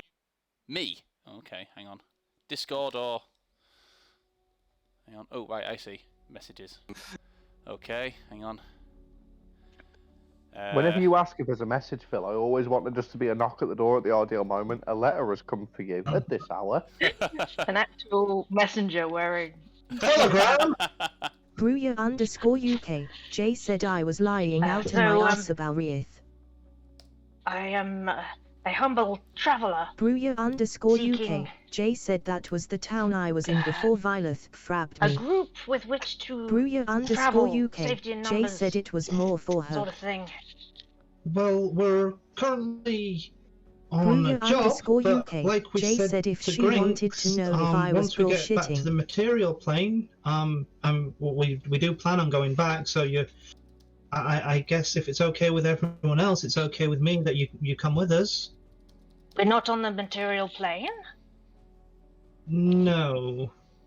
Can I do a medicine check on Sal, please? Bruya_UK. Jay said phew. Sorry, I've just been getting the messages from Jay, and for some reason my Discord reads messages out to me in a voice, so it keeps talking over you guys. So I didn't hear what you said. So, sorry. Medicine check on Sal. Yes, you can. Give me a medicine check if you'd like. Yeah, I want to assess if she is experiencing symptoms of having. Oh, sorry, they. Apologies. I want to try and assess if they are having like a conversation with somebody else as well as us. So I don't know if I'd like to assess a split personality or a patron or some. I'm just trying. I want to assess and see. Okay. Who's in the room, as it were. Give me a medicine check. Okay. +8, 8. That is an unnatural 20. Oh, okay. Well, shall I say? You can certainly give a diagnosis, Fran. Yes. It does not look as if they're talking to anyone specifically. It looks more like they are frustrated, and it is a hypothetical conversation than a real one. Okay. So you are confused that you're not on the material plane, Sal. Well, a friend of mine helped me to travel, and the particular destination, well, basically I ended up in this... Are we allowed to swear? Yes. Yeah. Okay, well, I ended up in this hole, Yes, and and I've been keeping bloody thorns ever since. Been pulling them out of my arse, out of my arms. Bruya_UK. Jay said I clocked that. Anyway, it where is are not you going? fun. Well, we are here to deal with overgrowth of the very thorns that you have been stuck in. We've made some success so far. Are we just going to burn the place down? Burn is a interesting description of what we are doing. But we are using the power of radiant damage, the power of radiance, to burn through. As you can probably see, there is a salt circle surrounding us at the moment. Oh, yes. Somebody else has been here before us and either laid this path as waystones to get through, or they have improvised and killed the soil around the tree so that they have protection from the vines. We encountered the creatures within the vines, the blights, and here we are now. Yes, I watched you deal with that problem. I was, you know what? I'll say impressed. Thank you. That's a wonderful compliment, I think. Yes, now, a compliment. That's what it was. What I am conscious of, Sal. Yes. Are we the first people you have seen for a while, or have you seen other humanoid creatures? Just you. Just you. Interesting. So nobody has come before us. Well, I mean, I've been wandering, so I don't know if anyone's been past this particular bit. Okay. I can tell you that no one else has been following you. Great. Just yourself. Well, I mean, only for a little bit. It's one of the smartest things to do in this sort of location. I couldn't fault it. Thank you. Well, I too, Raujin, I too am happy for this drow traveller to join us. Grinks, are you going to stop cowering now? Cowering, I was strategically shielding myself. Yeah. Okay. Alright, and I've got thorns I can sell you. Look, so we're as I say, we're currently on a mission. And if you have to murder the forest, yes. Well, more the vines than the actual forest. We yes, want the forest. But if you can help us speed through this quicker, then we can get you home. Where is home for you? Sorry. Oh, I don't need to go back. No, I don't. Anywhere else, to be honest. Yeah. Okay, well that kind of sounds like this one. And I point behind me at Grinks. So you are also traveling away from something as opposed to towards something. I'm going home to the circus, and I'm going to say that absolutely deadpan. Okay, it's my turn to do a check. Are you trying to insight him? Yes, and I'm going to roll my insight and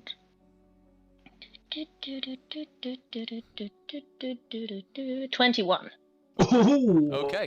Do you know what? I mean, Grinks, you can answer this. I am absolutely 110% serious. Oh.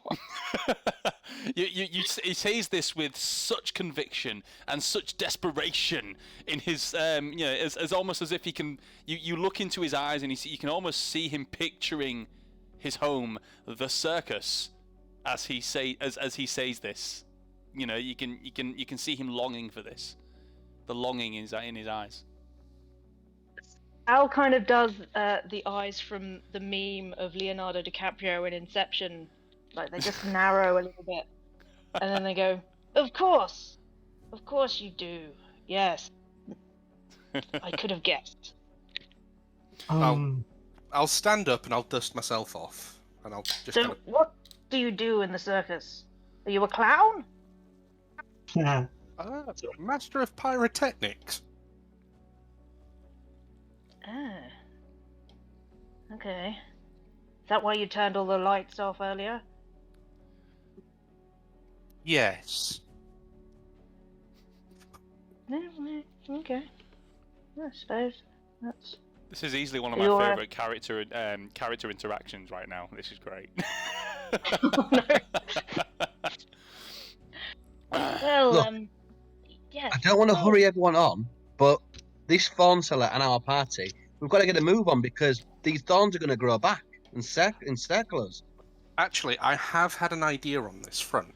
Well, I will say, actually, just on Alar's thing there, they already have, and they've already circled around it. The pathway that you came from has all grown back, and the bit where the radiant damage happened, where Raljian blew up the Blight, has already sort of like grown back at this point since you've been having this conversation. But obviously, nothing's growing into the salt circle where you are, so you're in a safe area here. So yeah, what were we going to say, Grinks? Raljian, do you have that bottle that the little dragon fella gave us? Yeah? Can I borrow it for a second? I mean, we've only got the one, and I'm going to be careful. I'm not going to turn it. I'm not going to spill any. I just need you to take the cork out for a second and hold the bottle out. Okay, I hesitantly do so. So, as he unstoppers it, I'm going to use Mage Hand, and it's going to be with Legerdemain, so it's going to be invisible. Okay. And I'm going to pick up the vial, and I'm going to just walk it over towards the vines to see if there's any reaction. Okay. So, the first thing you notice as you take the cork off, this is holy fire.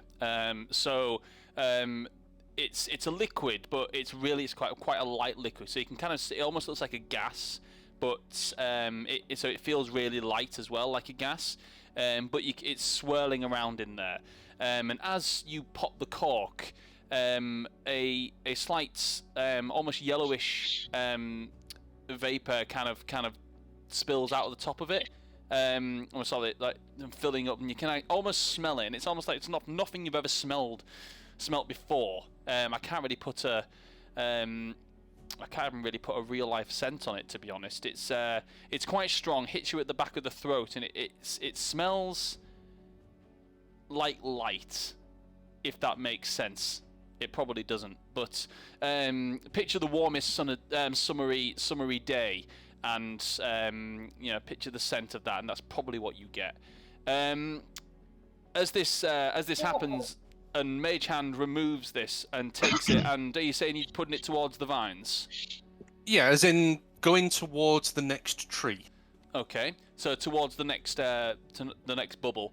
As you move it towards the vines, immediately as this bottle moves towards it, the vines begin to retract as the vapor just sort of spreads out, and it's almost like they sense the presence of the holy fire, and they begin to wilt away from it, opening the path immediately. Does anyone what need... What is it you've mixed, sorry? Say that again. Who was that? Sorry, it was me. It was Ash. What was the concoction that you've made, sorry? So this is Bidnar. Yeah, Bidnar gave you the holy fire, which is in this bottle. So this is something that you was given. It was something that Bidnar said that you could pour on the bush, the small bush that you came to destroy, which is overgrown, to kill it. And this is the scent of this is actually retracting the vine, so they're moving away from it. That makes sense. I'm assuming that must have been given to us post like 9:30. It might have been. I think it was just before we stepped into this part. Yeah. Right, that makes sense. Okay, I do apologise. Cool. So I just totally lost what you meant then. Yeah, I sometimes forget that you guys leave me a little earlier. So as you push it, and the Mage Hand moves, and it gets to as far away as it can from you, but it's about halfway between the two posts, and there's about 80 feet between the two bubbles. It seems to be doing the trick. As it pushes the branch to the side, and it's opening the pathway. Grinks, pull it back a second. I want to see how quickly the vines sort of grow. Pull it back and put the cork on so it doesn't waste any of it. Okay. You wait, and as you sort of like, as you pull the bottle back, about 30 seconds go by before it eventually closes back around.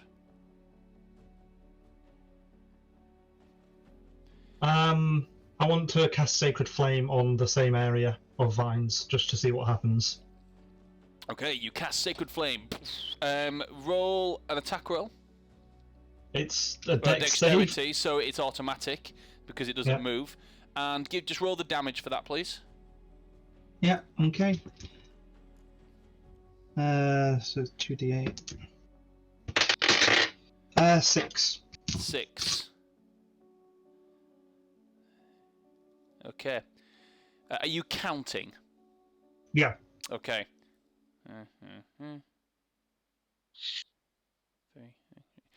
18 seconds go by and it grows back.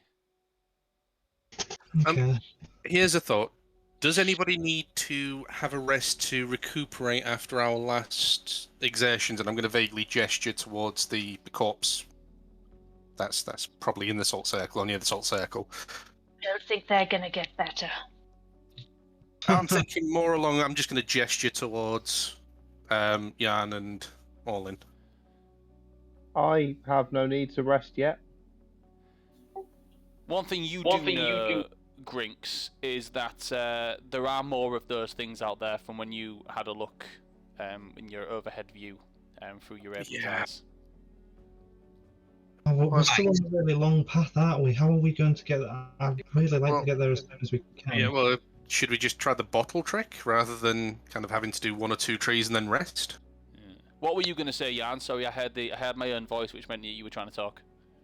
That would be a good power to have, that, wouldn't it? Yeah. Yeah. Your own voices. And no, nothing of importance, sorry. Okie dokie. If you need anything, just shout. So what were you saying, Rob? I was saying if we go the long way around out of game, this is going to take like 5 sessions. So actually, that is a point. We could, if this. Okay, Phil, looking at the bottle, how much has gone from it being uncaught? It doesn't appear to have the level of water doesn't appear to have the level of liquid doesn't appear to have changed. Oh, okay. So, I mean, do you want me to just hold it invisibly and we just walk behind it? We can cut straight across. What? Do you know where you're going? I think Sal was asking, do you know where you're going? Yeah, we know where we're going, yeah. So you know where the edge of this place is? Not so much. Well, yeah, we do know where the edge is, but we're trying to get to the middle. Why? So we can destroy all the roots. Oh, so we have to do that from the middle, do we? Unfortunately, yes. I was hoping to attack it on the periphery as well, but we have to attack it from the root. Best way to do it, usually, isn't it? From behind. Sometimes from the side. Below. That's always good. Above, that's the best way. Oh, Middle, no way. So, give me an intelligence check, Grinks. As you are the only one that has seen this from above. Where's my character? So is that just pure intelligence, or is that anything else? I will allow you to add history on the end of there, if you've got it. I don't, so no. You don't. Dirty 20. Dirty 20. Oh, it's all right. Okay, so you know that if you were to sort of think about this strategically and in a protective manner, as you would, if you were to go straight forwards from here and just continue walking, outstretching the holy fire, the holy flame, and it would take you in the direction. You would eventually have to turn slightly in order to get to the tree. It would take you, we're thinking, 2 hours to get there. Now, but if you were to do just going straight north towards the tree, you would only hit one more safe point before getting there. So you'd kind of keep going. Well, you'd hit one in about an hour and close to the end of your journey. So you're thinking about an hour and 50 minutes. You'd hit one safe point. So you'd be going through the vines without a point to stop and recuperate. For an hour and a half or for an hour and 50 minutes. If you were to follow the path and get to a certain point, you know that you'd be able to at least make it a certain distance, and you'd be able to get more safe points in. So you're essentially choosing the slow route, 2 hours, but it's more dangerous, or the quick, the fast route, but which is 2 hours, but it's more dangerous, or the slower route, which would take you about 3.5 hours, but it's a lot safer. You'd have more places to stop and recuperate should you need it. And how does the interaction with the snake thing that we saw earlier play out? Because that didn't seem to come near the salt circles, did it? Oh, the blight. No, the big thing that Aylar and that saw earlier. On the last watch. Oh, that's the footsteps that you heard before. You don't know what that was. You didn't get a good glimpse of it. But you do know that it didn't seem to come anywhere near the salt circle. You do know that you would have been sitting ducks if anything had attacked you in the salt circle, but nothing seemed to have done that. Okay, I'll relay all of that to the party, and it's up to you guys. Gee, I mean, in the time that I've been in this horrible thorn soup, have I seen this big monster? Give me. Actually, no. I'm gonna say yes. You have, because being stealthy and sort of like being sort of avoiding the dangers since you've been here, and because you've been able to sort of almost move through the vines and found like a route yourself. Not always safe, and you've had to go back on yourself a lot. You have come across a large creature that moves effortlessly through the vines. It's, from what you've seen of it, it's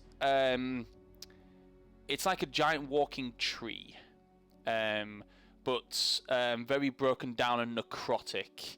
It has a very similar look to the blight that you've seen, only it's a lot bigger, very large trunks for legs, and huge sort of like trunk-like arms, and instead of like what you'd picture a tree on, to where it's kind of got big bushy hair, it's more like just jagged out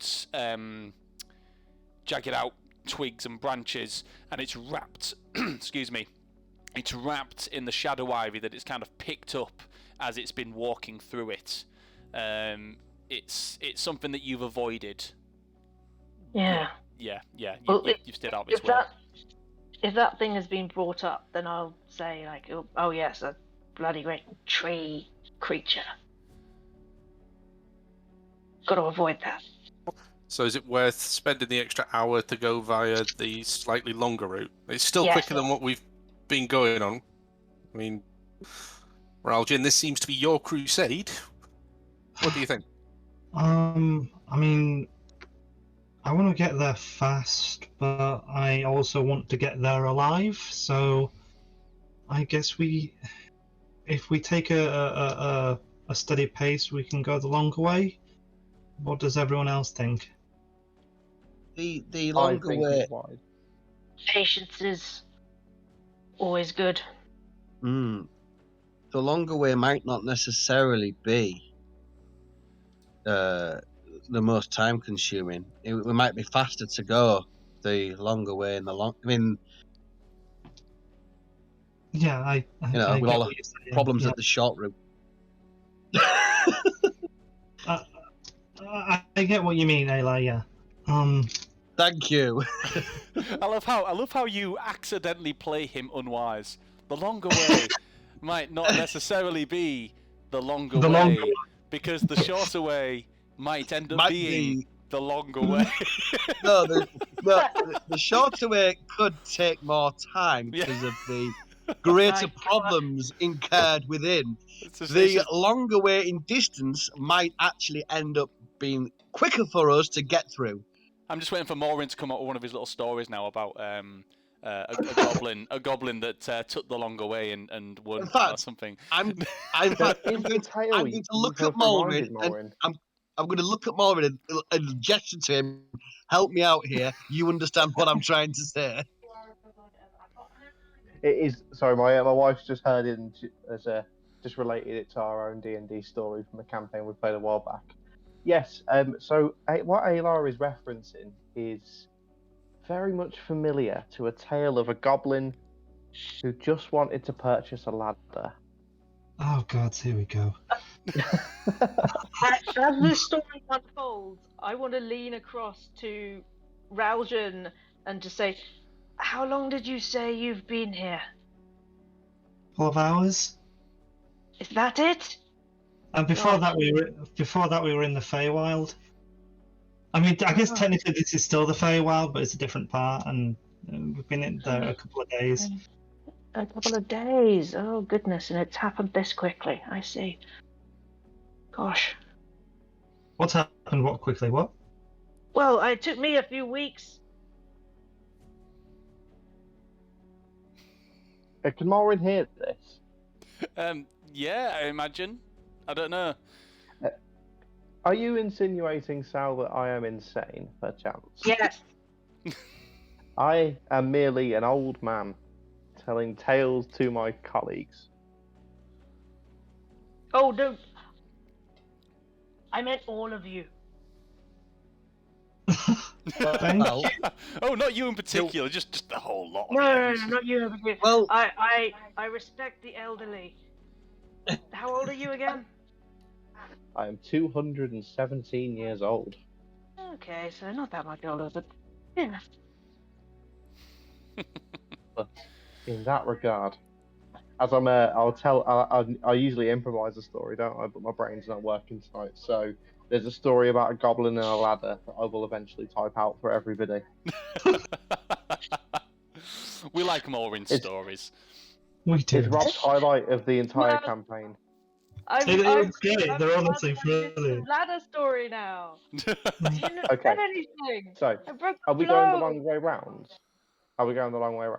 So yeah, So you guys make a decision. Are you deciding to go the long way, which will take you about 3.5 hours, or are you going to try and cut through, which will take you, an hour and a half to 2 hours? I think everyone's on the long way. Yeah. Okay. Does anyone actually want to hold this, or do you want me to just do the thing? Hold what? I'm going to be the holy fire. Yeah, the holy fire is just going to be kind of just gesticulating while I'm talking. Yes, if you want me to hold the holy fire, yes. You're going to hold Grinx's tube. Yes, I will hold Grinx's tube. I'm not smart enough and don't know you well enough for that yet, Ayla. So, while they're working out the logistics of who's holding what tube, would you like to hear the goblin and ladder story? Yes. Okay. So we'll say you set off walking. So it's sort of like almost this is so you're talking. So you're kind of moving towards the map, and Grinx, you'll be sort of directing because you've seen the layout as far as sort of like halfway, so you can direct as far as that. And whilst you're walking, let's hear the goblin the ladder story, and I'll tell you how far you get at the end of it. Oh, sorry, just real quick before he gets into the story. As we're moving along the path that's coming out, I want to be at the back using Sacred Flame to stop it from catching up to us. Just like whenever it pops up, just boom, boom, boom. Okay, that's fine. Yeah, no problem. Just covering the rear. Okay. Well, while we're walking, I just want to be looking around, like keeping an eye out, but like half listening and half watching. Okay. Yeah, I've got my sword out, just ready to do a bit of, gardening, really. A bit like using secateurs sort of thing. So if anything grows back on you, which you do have a bit of time as you're walking, you can see it growing back behind you. but it's only every now and then you have to whoosh, kind of chop one or like cast Sacred Flame just to blow it back. So yeah, story. So, Morin sort of clears his lungs a bit and he lights his pipe while he's walking. There was many years ago the tale of 3 goblins, notorious burglars of rural farmsteads. They were named Doc, Mock, and Truck. They were not the wisest creatures. Say again, sorry, Sal? Were they related? Unknown. Not to me. They were not parts of Alar's extended family, as far as I know. I know not if they were related as well. Now, Doc, Mock, and Truck were not the sharpest, related or not, and they opted, one day, to raid a farmstead, 2 stories tall, with windows of different heights. Now, Doc and Mock were convinced that they could simply climb on the walls themselves. Perhaps some perennial flowers would hold their weight so that they could enter through the first floor and steal a few things, and then leave and safely egress, continuing their journey along the road. But Truck was not convinced. Truck wanted to try something different. Truck wanted to be an engineer. They went down to the ravine where they found the remnants of a raft. And they started first by thinking we could put the raft up. Truck was deemed the wisest of the 3. So generally, if Truck had a plan, Truck's plan would be followed through. They got up to with the raft. They've laid it flat and they have broken it down into a series of longer pieces and shorter pieces of wood, working out what to do. At first, Truck said, "We will build the ladder tall, but then we won't be able to get to the lower windows," Doc declared. "Sometimes you will take the longer ladder to make the shorter route." "What the fuck does that mean?" said Doc. "I am very perplexed by your understanding of the windows. Why don't we just climb up the perennials, because we spent 3 hours building this ladder and it doesn't seem like it's going to get us in the windows at all." And then Truck stabbed him. It was a very unfortunate state of affairs. And let me tell you the moral of the story. The moral of the story always was, sometimes too much planning ends up with you getting stabbed in the guts. Well done. Well done. Wow. Wow. Not my best one. It's still not my best one. I disagree. That was amazing. Surely the moral of the story is that Doc should have stabbed first. Why didn't Doc have a knife? It sounds like a story that Gareth could get behind. Shame he's not here. I like that Sal's just like, I'm not invested in this narrative at all. There's many problems with the story. I mean, they didn't. Why didn't you just climb the walls? It's easy. Because they follow the rule of somebody who plans everything, even when it is detrimental. Right. They could have just determined followed their own plan. We there yet? By the way, I love Maureen's stories. Actually, you keep telling those stories. Those are great stories. The idea, like, the fun thing for me is that obviously with Child on the horizon, at least I'm going to be able to make up stories, not ones with a violent ending like that. I think I'm going to be able to make up a whole bunch of stories. That is a good baby story. Yeah, at least you'll know. Never trust somebody who plans. Exactly, and that's what every child should learn. Never trust anyone that plans. So don't trust your teachers, kids.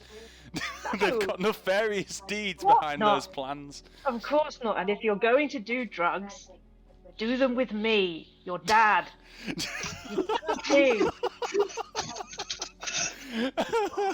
parenting book have you seen?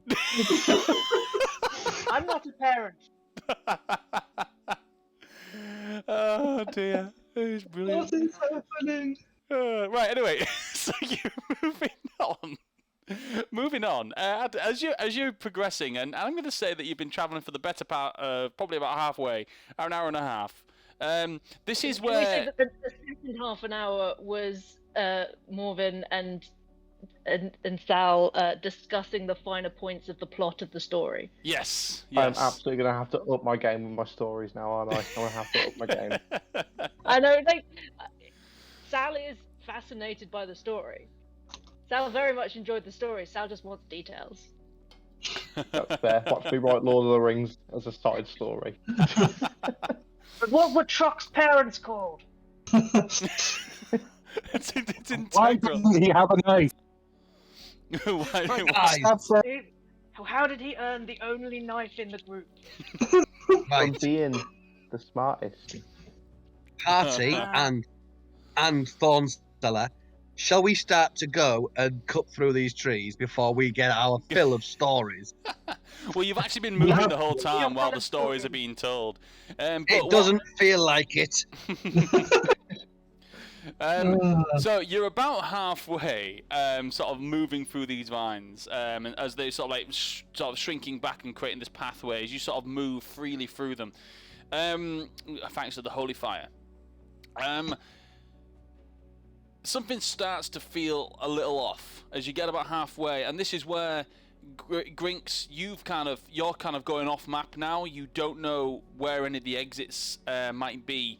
And you're unsure as to which direction you're going now. Well, you know which direction you're going. You're going true north, as best you can in one direction, but you now don't know where any of the safe bubbles are.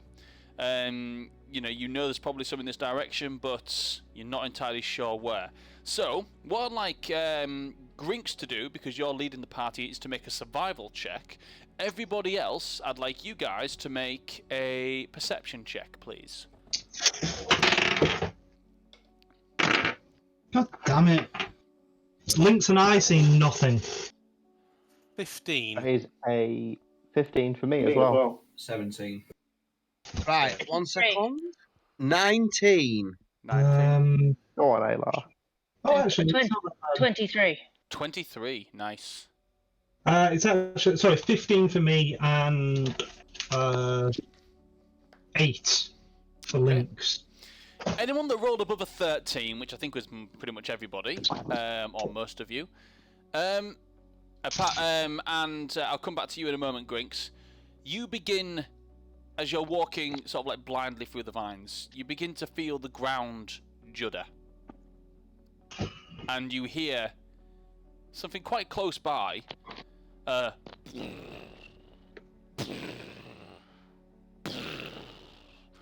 As something appears to be thundering in your direction. Hide. Grinks, as with your 15, you know from this point you kind of have a look, looking around, and you've kind of spotted where the next bubble is. It's about 60 feet north of your position.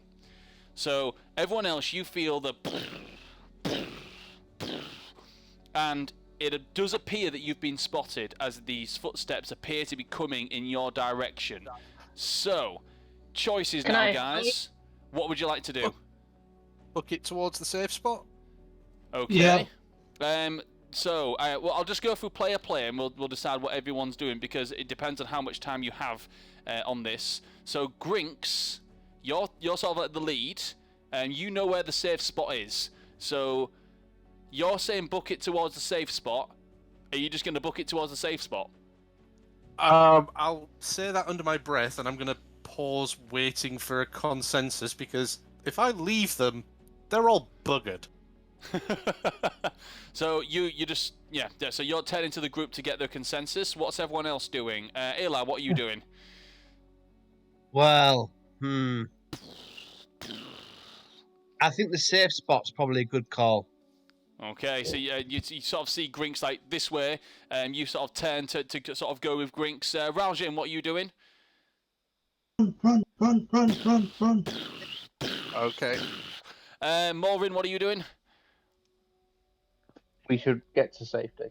Okay, you notice the party sort of like moving in one direction, the pathway sort of opening up, and as the movement sort of going, obviously the vines begin to slowly grow back as the party starts to move. Who am I? Jan, what are you doing in this point? Having not been paying attention, because I was trying to see if I could temporarily patch over the hole in my jacket from earlier, noticed that people start moving and just tagging along with them. Okay, and Sal, what are you doing? I would like to stealth and go in that direction if I can do both. Okay, yeah, you can definitely move and move stealthily. Yes. So roll for stealth for me, Sal.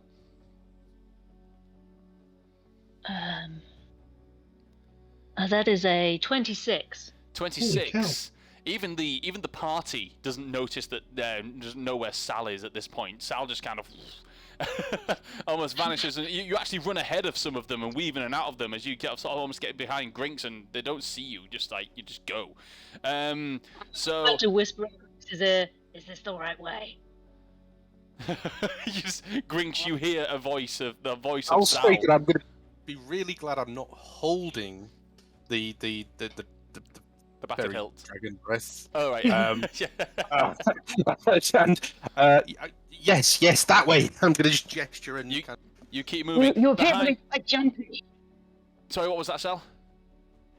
You appear to be quite jumpy, Grinks. Oh yeah. So as you guys are moving, you hear the as you hear the footsteps following behind you, and they appear to be getting closer and closer as you continue to run. At this point, I'd like everyone to make dexterity, because you're going to have to move faster, and as you're pushing the vines out of the way, you're actually moving faster than the vines are shrinking backwards in order to get away from this. You look behind, you can't see it, but you are still sort of like trying to get ahead of this thing. So I'd like everyone to make dexterity checks, please, to weave in and out of these things. So I'm going to go from the top bottom. So I'm going to go Ayla. What's your dexterity? It's 3 + 3 = 6. Oh no. Okay. This is a group check. Don't worry. So something might balance that out, but that is quite a low start. Grinks, what's your dexterity? Dirty 20. Dirty 20. Yeah. That does help to bring that up. Maureen, what's your dexterity? 14. 14. Okay, it's working on average. Raljin, what's your dexterity? 24. Okay, that's definitely bringing it back up. Sal, what's your dexterity? 16. 16. You doing all right? And Jan, what's your dexterity?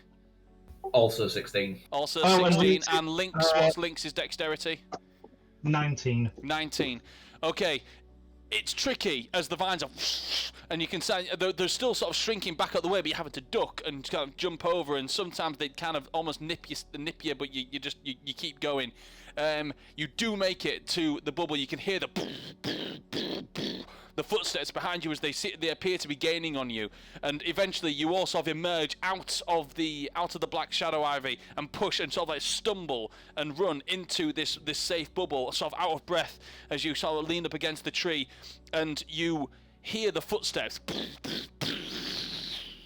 stop, and you see just on the outside of this the salted circle, the salted earth, these jutting out branches. You can see this sort of silhouette, this shadow behind, sort of like within. It's like a solid shadow within the vines that sort of stands there, a hulk of a figure, with these huge branches that kind of jut out and stick out right above the shadow ivy, which sort of goes up around about 10 or 12 foot.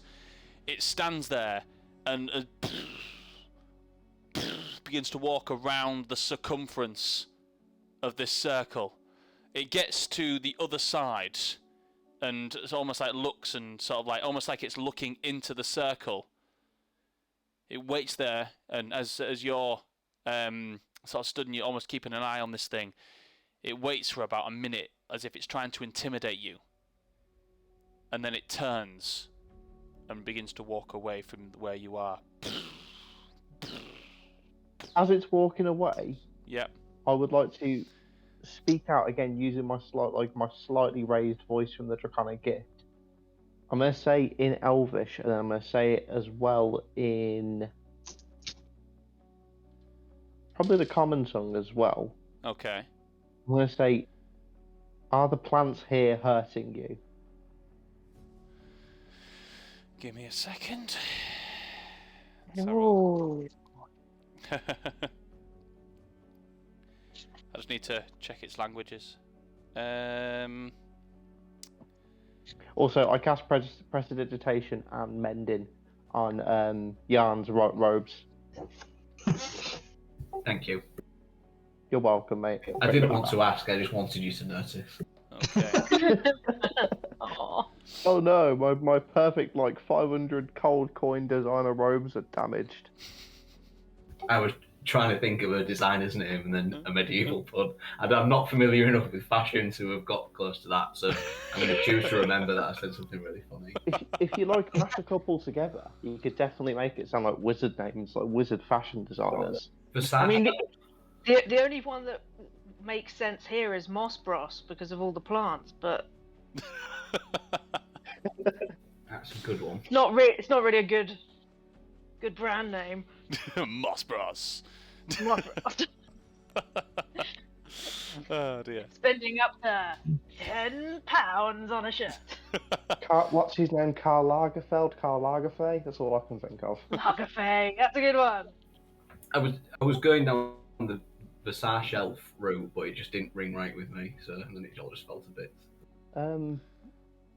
Tommy Hill Giant? I'm just trying to think of. That's a good one. That's a good Tommy one. Hill Giant. That is a good one. Can I vote for Tommy Hill Giant? The Thorn seller is right. Yes. Tommy Hill Right. Giant. Yes. Oh dear. Laughs.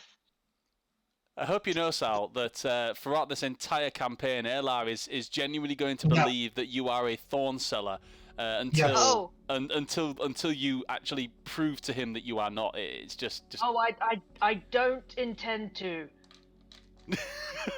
So at some point, you're gonna have to sell some thorns to someone just to boost the Maybe I will. Boost the belief that you are a thorn seller. Anyway, Yes.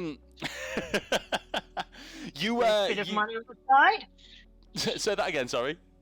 Bit of money on the side. Yeah, selling thorns. Yeah. It's So a sharp bit of stick, isn't it? you're currently stood within this another obviously safety bubble, and this creature is walking away. You call out to it, asking if the plants are hurting it, and get no response back. It just continues to walk away. Did it seem to acknowledge the words at least? There was a slight pause when you spoke, but then it was a disregard of what you said. I will continue and say, did something else that come through the plants hurt you? You're saying it pretty loud. Give me a roll persuasion. With advantage, thanks to the Draconic Gift. Mm-hmm. That's what we like to see, Phil. That nat 20. Bear with me. Am I gonna have to? You don't want to see my head. Oh, nice. Very nice. So, with that, there is a longer pause. Whatever's happening, the creature is stood still. It then, almost like it begins to walk back. You can't see it, but you can hear the footsteps as if they're walking back towards you. The footsteps then stop again, and then they appear to walk away from you again. Give me an insight check. Maureen. That's a dirty 20. You sense a struggle within the creature. As if it was making a decision and then its mind was changed again for it. There was a struggle. Interesting. Is it within 90 feet now, or can I not see it? It's out of range now. It was on the cusp of being out of range before, so it's out of range now. It's disappeared from your view.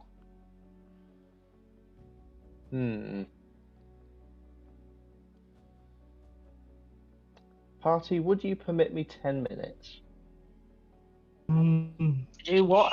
Sure. Yeah, I'll cork the bottle and I'll take it in my 10 hand. minutes? We're in a salt circle, aren't we? You are, yes. Yeah. Cool. In that instance, Malrin will pull out his spirit sticks, and I will cast Augury as a ritual. Sorry, Phil. Okay. So I will let everyone else class. Everyone else can class this as a short rest if you like. Too bad. So you can take a short rest here whilst Malrin does his augury. What are your questions for your goddess?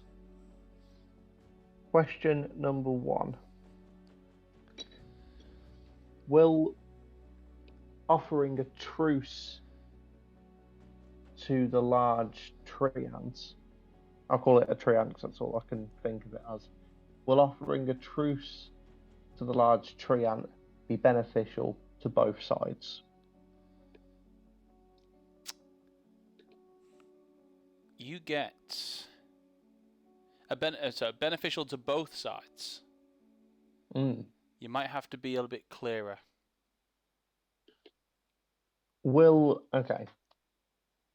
If we offer peace and a truce to this giant tree,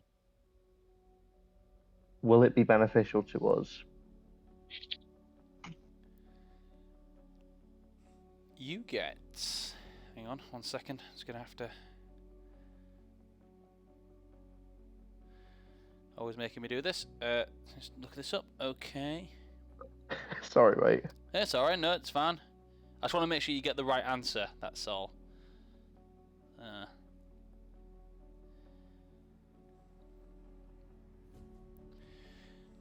You get a sense of weal and woe. Unclear decision. Okay. Are we likely to meet the entity? Sorry, I just don't mean to stop you mid-question. What you get from weal and woe, it's more of a it's either good and bad or good nor bad. If you catch my drift, it's very uncertain. Yeah. Sorry, that makes sense. It's very ambiguous. Yeah. My next question. Are we likely to meet the entity that made that tree ant's decision for it? It's a hard one because I'll go with wheel because of your intention of the question. Okay, so it's not making its own decision, meaning that this isn't spontaneous. It's not natural occurrence that the vines themselves have gone up and started devouring the whitewood trees. In particular, the Fada Santra. Is that pronounced correctly? Yes. Yeah. My third and final question. Will our new companion prove loyal or likely to cause us distress?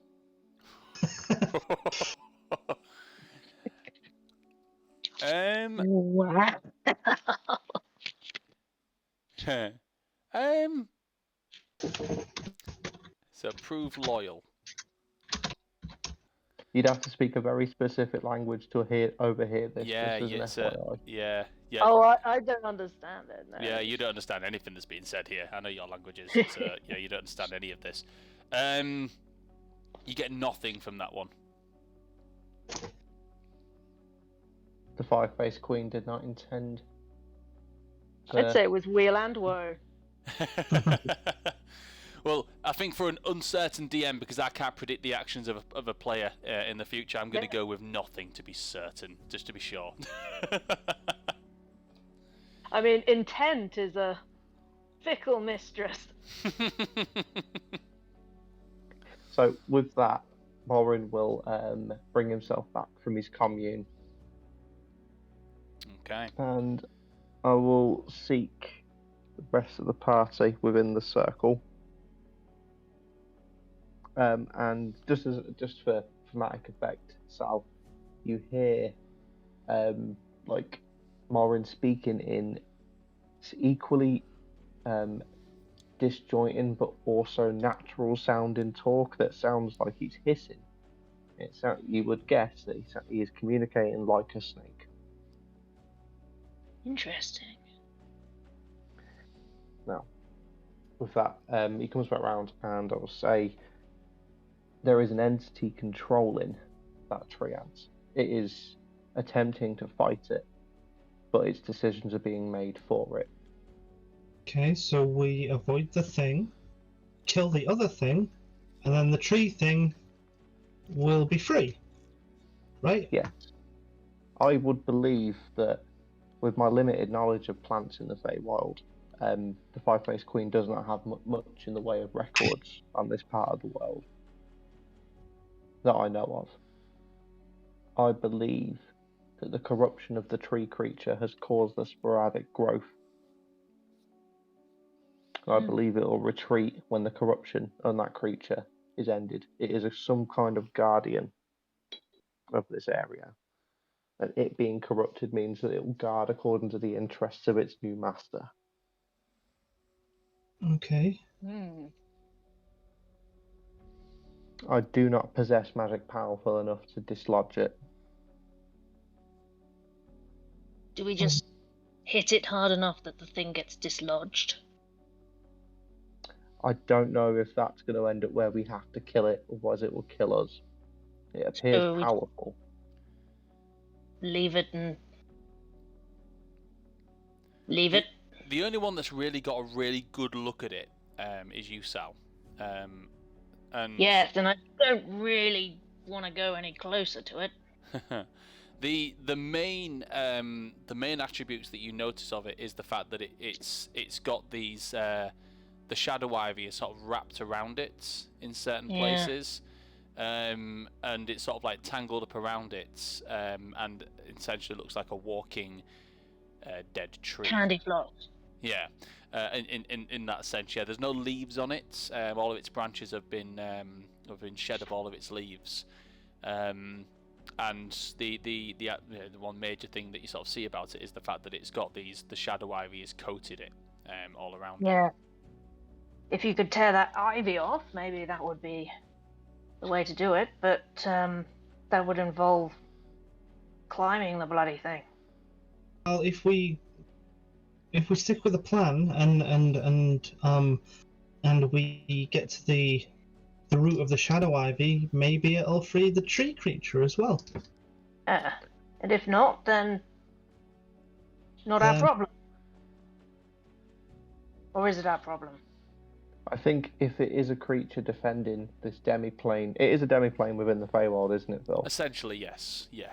It's self-contained. It's still within the Feywild, but this particular part, the Shadow Ivy pastures, is a demiplane in itself. It can only be accessed via the Feywild, and it doesn't lead out into anywhere in the Feywild except through a portal which leads into it. So it is a demiplane, yes.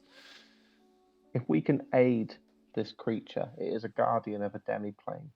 Considering the issues we have had, not only above ground, but also within other planes, the material plane most likely, having planar allies is never a bad thing. I would encourage that if we can pick the most surgical route to remove them roots and overthrow whatever entity has possessed it, we would be in good stead to have an ally for the future. Yeah. I think what Raljan said is the way to deal with it. No? Absolutely. If we fix the forest, we fix the big guy. We don't have to actually go near it. Yeah, fight or hurt it. Or get hurt by it. Well, that's the one I'm more worried about, yes.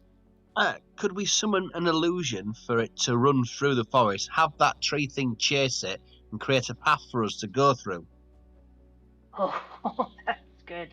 I like that. Well, actually, from what you gather, unfortunately, that wouldn't work, as it doesn't stomp the vines down. It kind of moves through them. So as it moves through, they kind of spring back behind it. It's the only way. So it doesn't trample the vines, unfortunately. Oh, that was a good idea as well. It would have been. Unfortunately, it doesn't quite work like that. Unfortunately, it wasn't. Thornteller, have you got an idea? Oh, God. No. Well, shall we carry while on? this has been going on, Phil, I want to have cast Detect Magic, and I'm going to be having a very good look at Sal to see if they've got any magical items that look as though they could really hurt me.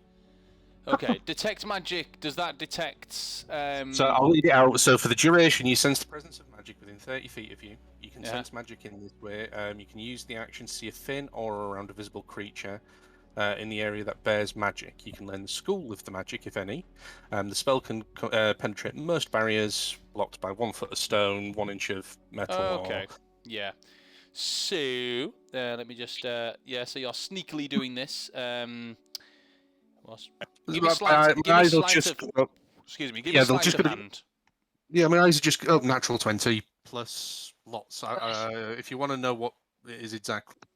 Okay. So, Sal, just remind me. The magical how items. Specific is it? Sorry? I have magical items on me. You see an aura around my cloak, around my shoes, and I don't think I'd actually decided what the other thing was, but it's not the weapons. Yeah. Oh no, yes, it would be just... It's all clothing, items of clothing. Yeah. Okay. That's put my mind at ease a little bit. They are wearing magical clothing, but nothing much else. Okay, and so I'll do that for probably about a minute, just to have a quick glance, and then I'm going to pull 2 daggers you out. seem to be giving me a Yes. very pointed stare. You don't notice that Grinks is... Yeah. You don't notice that there's any magic going on, but you do notice that Grinks is looking at you. Yes. But yeah. I just want you to know, I don't, I don't go for that sort of thing. You've got to be quite forward. I don't want to go do this. Will they? Won't they? I think you're safe. Oh, am I? Well, maybe I am. Maybe. And I'm going to use my daggers to try and aid me to climb up the tree, and I want to see if I can get a bit of bead on where we need to go next. Okay. Yes, just try and leave the conversation that way. It's one of my specialties. Oh, sure it is. Give me an athletics roll to climb the tree. I never thought I would say this, but I miss Garroth. At least you know where you're at, Garroth. At least you know if you're gonna get punched in the dick, it's gonna happen. Yeah. Actually, yeah, I take it back. I don't miss Garroth. Oh no! Oh, poor Algie. It happened. Oh dear. 18, so 17 on dice plus 1. Yeah, you easily climb the tree. You manage to just see above the thorns, going in a certain direction. You do see the tops of a couple of other trees, northwards of you. You see a few to the right side, so like sort of going eastward. Which you know that you could probably follow up an easy path going around. But you know that you could probably cut across maybe 300 feet going in a straight line before your next safe spot. The long way around would be to go 80 feet and then west. Can I see any disturbance in the trees where the big tree end went? You do. You notice that it is still walking slowly northwards towards actually your destination, which is the huge sort of like a black tree on the horizon. You can see the branches from your angle. You can see the branches sort of like jutting out on the horizon, and it's quite an ominous sight upon a dull grey sky. And you know that's your destination. Okay, I'm going to relay that to everybody. It's not that far off either now. You're looking at what, you're about an hour and a bit away from there, an hour and a half. If you went down on this straight line straight across, you're cutting off you're cutting off some of the long route by cutting across to the next safe point. Just means that you're longer in the vines, but you'll get there a little bit faster. I think it's wise for us to cut across at this point. Yeah, I was going to say, shall we just book it and try and get there as fast as we can? Yes. Ayla, I would appreciate a soldier's opinion on this. Would you agree? Does it feel like the wise route to cut across at this point? I'm happy to go with the majority. Okay. I'm happy to take the sensible option. He's more of a private than a general. Thanks for that. I have my moments. I'd like a soldier's opinion, but since all we've got is Ayla... Oh. Okay, so are you going to push northwards? Yeah, shall we? Are we all ready? Make a run for it. Right. I'll So scramble back Bear down. with me. Hold on. I will cast Gift of Alacrity on myself. Okay, I was going to say your options are to move quickly but not stealthily, or to move slowly and stealthily. It's your choice. Hang on. Why not both? I cast Pass Without a Trace. Okay, so you're going to move quickly and stealthily. So that's plus 10 to stealth rolls, so it makes it easier for us to move fast and stealthy. Okay, so... Hang about, I don't like pretty this. good. Spell could vanish into the plane of stealth and then shank me from behind. This is Oh not yes, good. I am also going to stealth, so that could happen. Only I won't do that. So, essentially at this point, you can move quickly and stealthily. Normally, if you're going to move quickly and stealthily, the stealth difficulty just goes up. But obviously, with a plus 10, that helps. So yeah, you're going to move quickly. Who's... I need a marching order, please. So, Grinks, you're at the front, I'm assuming, because you're holding... I'll do the mage hand again. Yeah, so Grinks... who's behind Grinks? I'll take behind. Okay, Mulrin, then... I don't mind going first with my sword out and my shield out in case something natty jumps out. Well, Grinks kind of has to go first at this point because he's holding Mage Hand out with the bottle, which is holding back the vans. So we've got Grinks, Mulrin, Ayla, Raljin. I guess I'll do what I did before and guard the back just in case. Alright, so you're going at the rear. Okay. So Jan... Can I show you the middle? Yep, so you're in the middle next to Ayla then. And then it'd be... I guess I'll go round the back. Okay, with, so it'd be... Yeah. The young one. So Sal and Raljin at the back with Lynx. Okay.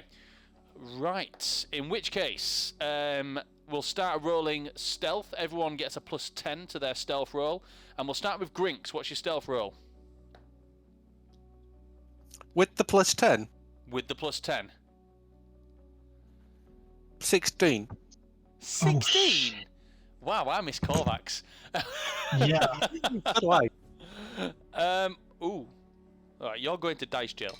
Mulrin, can you roll stealth, please? It's like Watu himself is looking down on me. That's a 27. 27, nice. Yeah. Ayla, what's your stealth? Mine is... Let's just look at my sheet. 11. Oh, ouch! That's worse than Grinks. I've got a plus 6 on stealth as well. Did you add your 10? Oh no, 21. Okay, that's all right then. Yeah. Oh, we get to. Yeah, you add 10. Yeah, so you add 10 to this. Jan, what's your stealth? Natural 20. Oh, the wizard disappears. You as you're moving, you inadvertently, accidentally cast a spell that you never knew, illusion that makes you invisible. I have illusion. I have invisibility in a spell slot. Yeah, you somehow become invisible without even casting invisibility. You just like move in the shadows. Nice. I imagine you sneeze and say part of the spell wrong. Yeah. Is that a 30 total, or do you have pluses? That's 30 total, yeah. 30 total, jeez. Sal, what's your stealth? With the plus 10? Yeah. 38. 30. Whoa! Yeah. Where's the thorn seller gone? Oh dear. Thorns now. I am the thorns. Does it remind you of anything, Turned Phil? into a thorn. They have. Thank you. Sorry. They have. Raljin, what did you roll? Lynx got a 23. And what did Raljin get? Raljin got a 35. 35, nice. So, like, the people at the front, moving less stealthily, I guess. Morvin's doing quite well in there, actually. But the two other side, less stealthily. Grink's the worst one out of all of them. He's moving, I think you must be moving quite quickly to try and get to the next bit, as you know where you're going, but you're trying to concentrate. So you're less concentration on It is a concentration spell. What is Mage Hand? Yeah. Yeah, so you're concentrating more on Mage Hand than you are anything else. But with that, Morwin manages to pull you up, and as a group effort, you manage to quite easily slink through. As you get to the next checkpoints, Morin, you notice this. You notice that not far from the checkpoint, there is the Treon, or the big tree creature that you've been sort of like interested in. It's stood still. It's about 20 feet to the left of the safe zone that you're in, and it appears to be stood still. You guys, at this point, you're not far now. You cut across. So what you've got, maybe 20 minutes before you're at your actual destination. The big tree creature appears to be stood in this area. It's definitely not noticed you. You've moved like the wind. So it definitely did not see you enter this area. But it's okay. almost like it stood guard at this area. I will sort of hand gesture everybody into the salt circle. How far away is it from the salt circle? Sorry. About 20 feet. It's within 60 feet. To the left of where you are.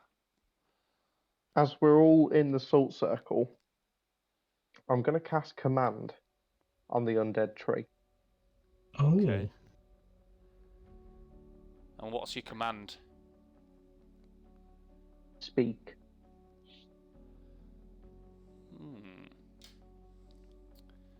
Okay. Does it bark?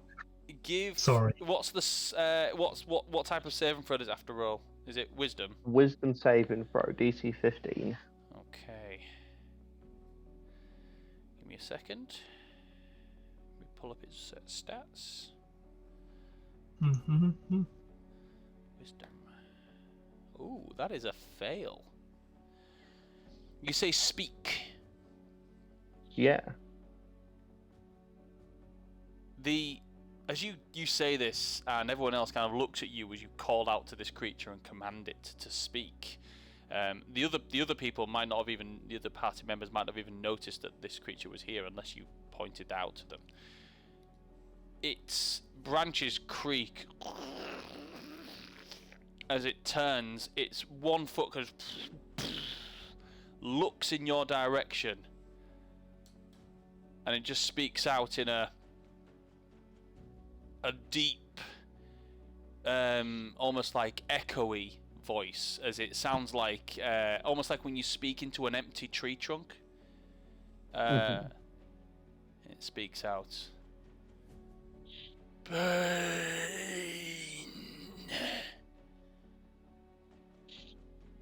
Help. Did it say pain? Yeah. And help. And help. What language is it speaking in? It's speaking in.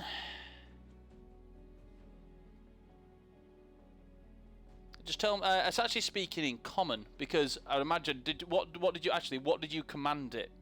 What language did you use to command it? I went with Elvish. Then it speaks in Elvish. So anyone that speaks Elvish can hear that. Sorry? Oh yeah. I asked the tree back, what hurts you? You see it kind of.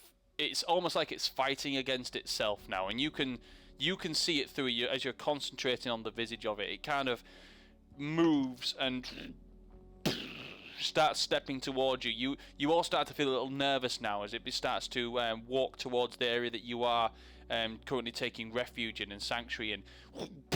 As it steps towards it, the ground shakes, and the tree that one of you might be Grink's probably leaning against kind of juts, and a couple of the branches fall out of it because of its its deadness.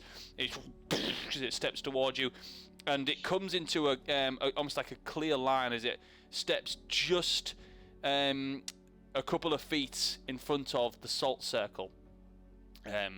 It stands there, and its roots at the bottom of its feet curl slightly away from the salt, as if it cannot pass through.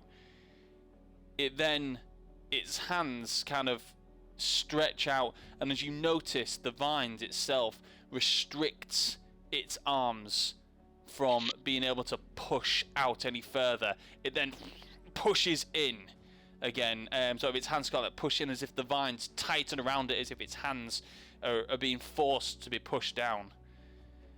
It then speaks one more time and just says, "Pain."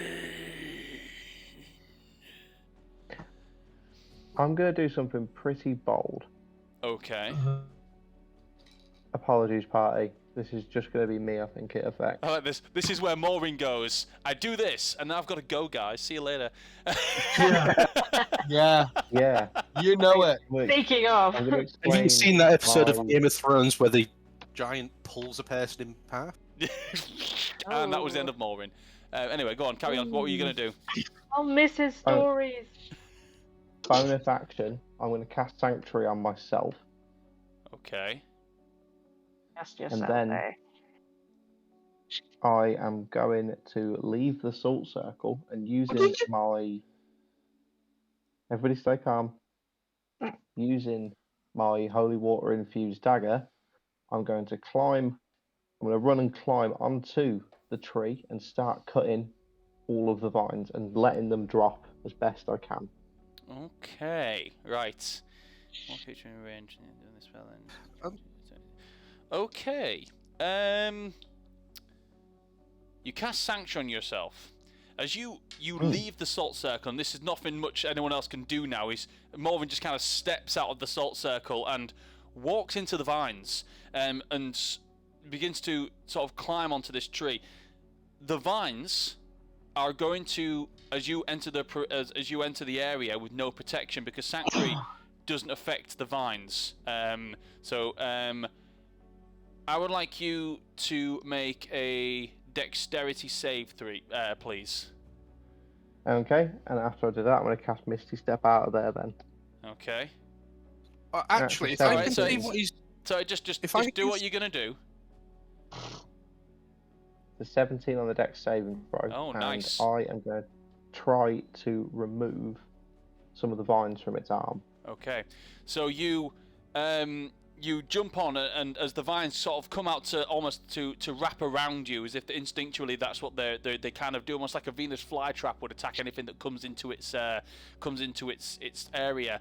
They go to attack you, and you move out of the way just quick enough to avoid being ensnared. You then take your dagger and you you cut up some of them. They immediately become brittle and break with coming in contact with the holy water, which has been drenched in your dagger. They fall down to the ground. The arm of the creature becomes free. It sort of lifts up and it goes to swing down towards you as a threat. Sorry, no, I do apologise. The other arm, which has got the vines on, comes to swing against you. It needs to make a wisdom saving throw. It needs to make a wisdom saving throw because this is partially of the creature. That is a fail. So it then goes to swing, but then the other arm stops it. It grabs its own arm, and the tree trunks, the tree branches, which are basically its fingers, wrap around the vines. You can see that almost a look in the creature's sort of like its trunk face. It's got no, like, what you would expect a tree to have facial hair. It doesn't have anything like that. You can just sort of see a wince as it wraps its own fingers around the vines and pulls down. It's struggling at this point, Morven. Is there anything else you'd like to do? I will shout over to Grinks and say, levitate the holy light out towards me. I'm throwing the bottle. I'm mage handing the bottle up to him, and I'm going to try and cast Dispel Magic on it as well. Okay. On the vines. On the vines. Okay. As you levitate the bottle up, as soon as the fumes from the holy fire get into contact with the tree creature, I guess you can call it, for now, it immediately gains a pulse of strength as the vines begin to wilt away. It pulls down and rips the vines off its own arm, and then as its arm's free, you cast Dispel Magic and it doesn't have any effect, as the magic here is more natural than... Oh, it's not really magic in sense, it's more of a natural thing. So unfortunately the Dispel Magic doesn't have effect. I do apologise. It then bends over and you just kind of have to sort of like... it's kind of creasing over and you're still on it, Maureen. So as it creases over, it feels like you're going to get crushed at this point. What would you like to do? I will then cast Misty Step on myself back into the salt circle. Okay, you cast Misty Step on yourself and you teleport out of there. The creature then bends down, grabs hold of the vines on its legs and goes to pull. The mage hand, still in the vicinity, causes a burst of strength, or not exactly a burst of strength for the creature, but a weakness to the vines, enabling it to pull the vines off of its legs. It then kind of stumbles forwards and falls into the salt circle. Like, everyone to make me a dexterity saving throw, please. Everybody, because this is going to just... Oh boy.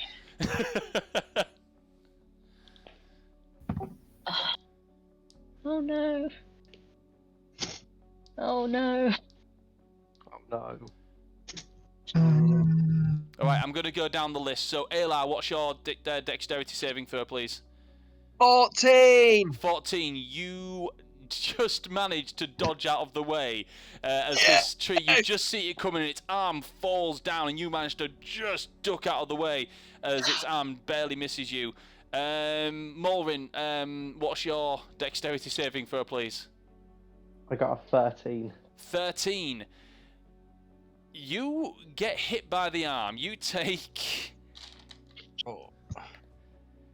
4 points of bludgeoning damage as it's one of its trunk-like fingers actually hits you on the way down.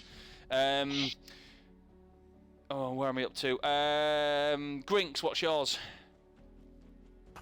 22. 22. You definitely dodge out of the way. Jan, what's yours? 8.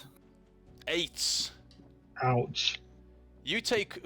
You're alright. You take 1 point of bludgeoning damage as one of the branches just kind of thwaps you across the face. It's almost like being bitch slapped by a tree. The wizard, 1 point is all he has. Yeah, relatively, that's quite a high percentage, Phil. It's kind of the equivalent of Will Smith coming up and slapping you across the face. Sorry. Ooh. I do apologise. Sal, what's yours? 12. 12. You take 8 points of bludgeoning damage as one of its arms falls, and actually you get like crushed underneath one of its arms. You do manage to get yourself out from it, but it causes you some abdomen pain. And you take 8 points of bludgeoning damage. Raljin? 19 for me and 14 for Lynx. You both managed to just get out of the way of that. Lynx, you managed to get out of the way, and Lynx is looking like she's not going to, and you just managed to sort of like grab her and kind of drag her out of the way, and you all managed to get out of the way. Everyone that took damage, you managed to sort of scuttle out, and this tree creature falls and crushes the tree that's in the middle of this salt circle, and is just laying there in the center of this circle as you all kind of pick yourself up and dust yourself off. The tree... Is it clear of the vines? The vines are clear of it. It's torn them all off, and the only thing that remains are a few dead ones, which are which appear to be sort of like just like crumbling off and falling off. You know, like when you get a few brown leaves that just hang around for a bit. You notice that on the tree, all over it, as you just do a quick investigation, it has those brown marks. You know, when vines have been clinging onto something for so long. You know, when you get ivy that clings onto something, it's kind of got those brown marks which go all the way up its back, where its spine would be, and into the back of where it's basically its brain would be. And it appears to be they've been controlling it somehow. It lays there in the middle of this salt circle, still breathing, but very much unconscious. Has the salt been disturbed? The earth has been salted, so... no, has the salt circle been disturbed? Well, yeah, it's definitely been disturbed, but you get the feeling that it's not exactly a circle of salt that's causing it. It's actually the actual earth has been salted, so nothing can actually grow in this area. You couldn't have broken the circle by falling on it. No. Okay. The earth around there is just dead. So it couldn't. As I'm about to call off, yes. I will. Morin will administer as much medical treatment to a giant tree as he humanly can. He has never worked on a giant tree before. Nominally can. Nominally can. What I'm actually going to do there is, as this happens and this tree falls into this, it falls down and almost crushing you all, and appearing to be out of the control of whatever had been controlling it. That's where I'm going to end tonight's session, because it seems like a good place to end. So we've only 10 minutes to go. I didn't want to go into too much else. So at the beginning of the next session, you can hopefully bring this tree out round, and maybe have a conversation with them. But for now, I'm going to end tonight's session. I really hope you all enjoyed it. Thank you. I really like that one. I'm going to end the stream there, and then we can have a chat about it for those people that want to. But thank you to anyone that might have watched. I think how many viewers did we get today? In total, 3. Woo! Yeah, woo! Thank you to anyone that watched. I'm going to end the stream there. Talk to us next week. But for now, we're gonna call it crits. I love that. It's great. And session end.